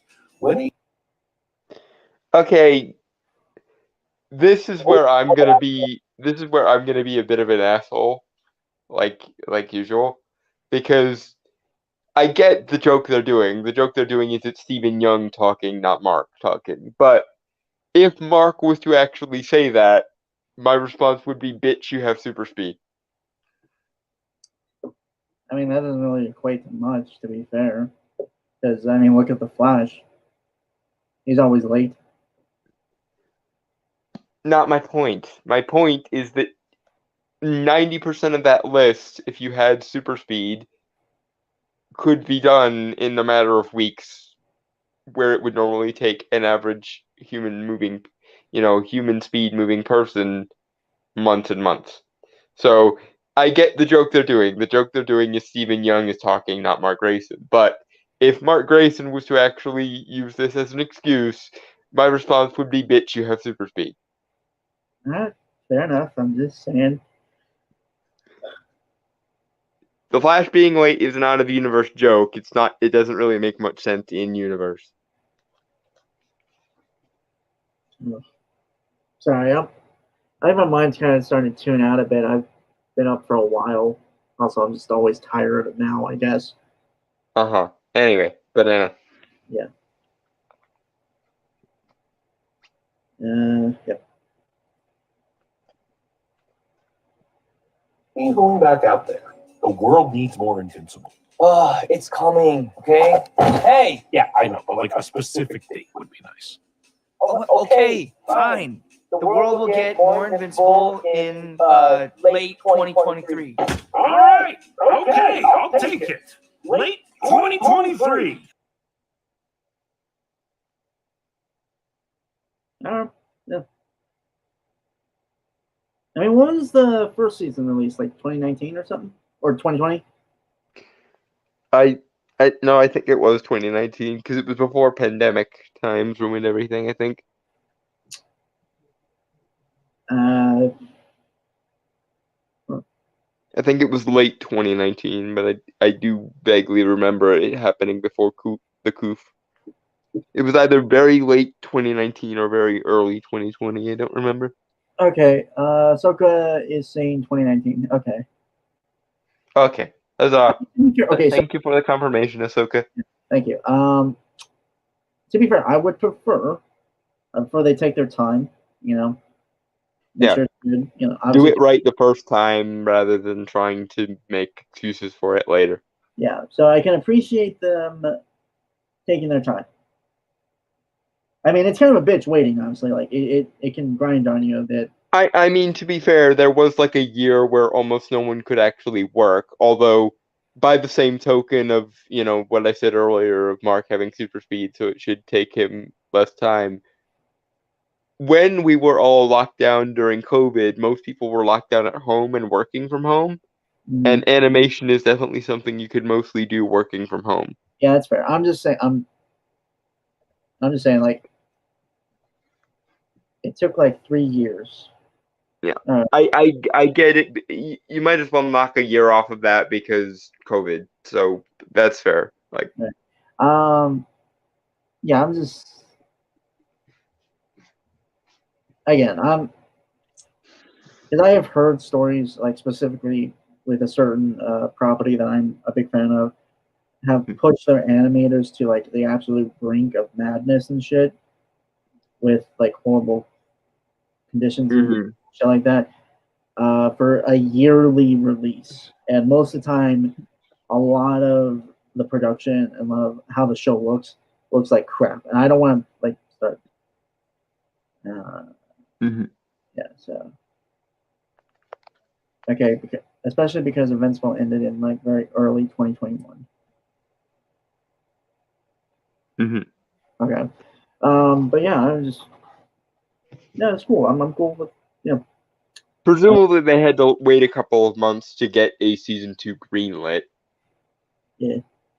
Though I imagine it wouldn't have taken that long considering the viewing numbers. Amazon was very happy with Invincible's performance. It's funny, two of the biggest hits on Amazon Prime have been hyper-violent superhero shows. It has both The Boys and Invincible. Right. I would suggest a crossover, mostly to see Mark beat the shit out of Homelander, but I don't want to see the Invincible be brought down by The Boys' stupidity. So, as much as I would enjoy Mark beating the shit out of Homelander and basically all the characters on The Boys simultaneously, I don't think I'll ever get that crossover. I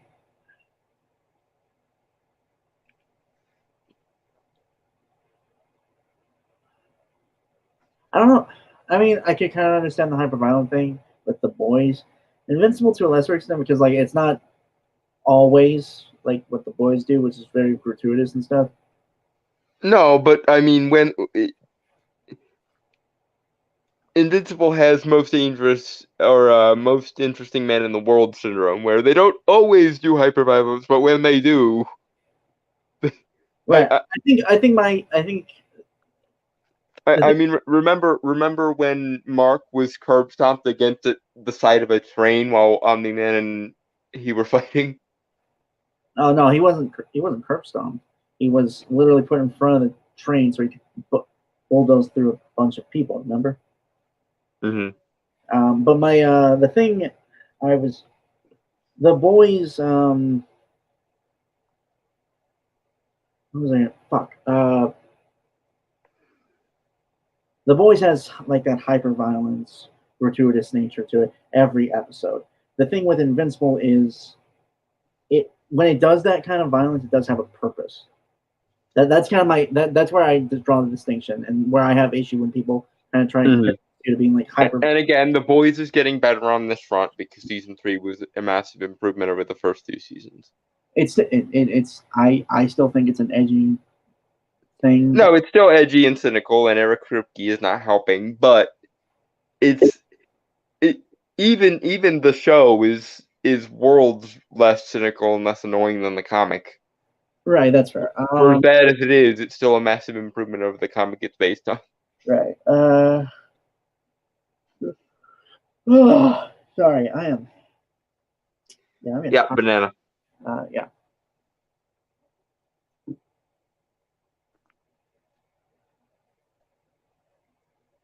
Perfect, sure.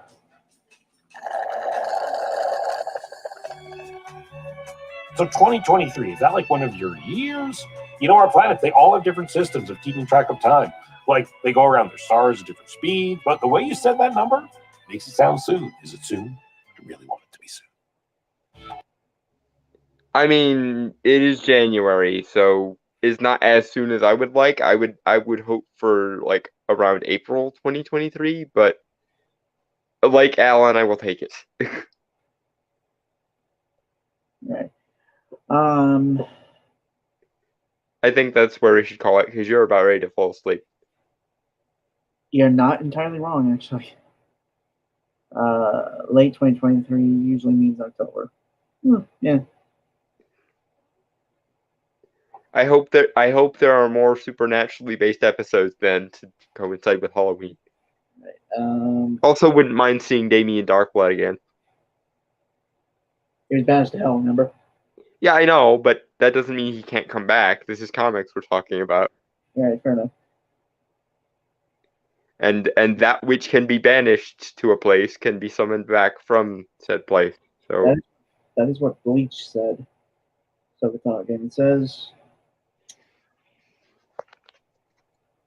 I would recommend if you want a Bleach fix, go check out the abridged series of Bleach, Bleach S Abridged. It's on YouTube. It's by Project Knopflock. It's really funny. What did Bleach say?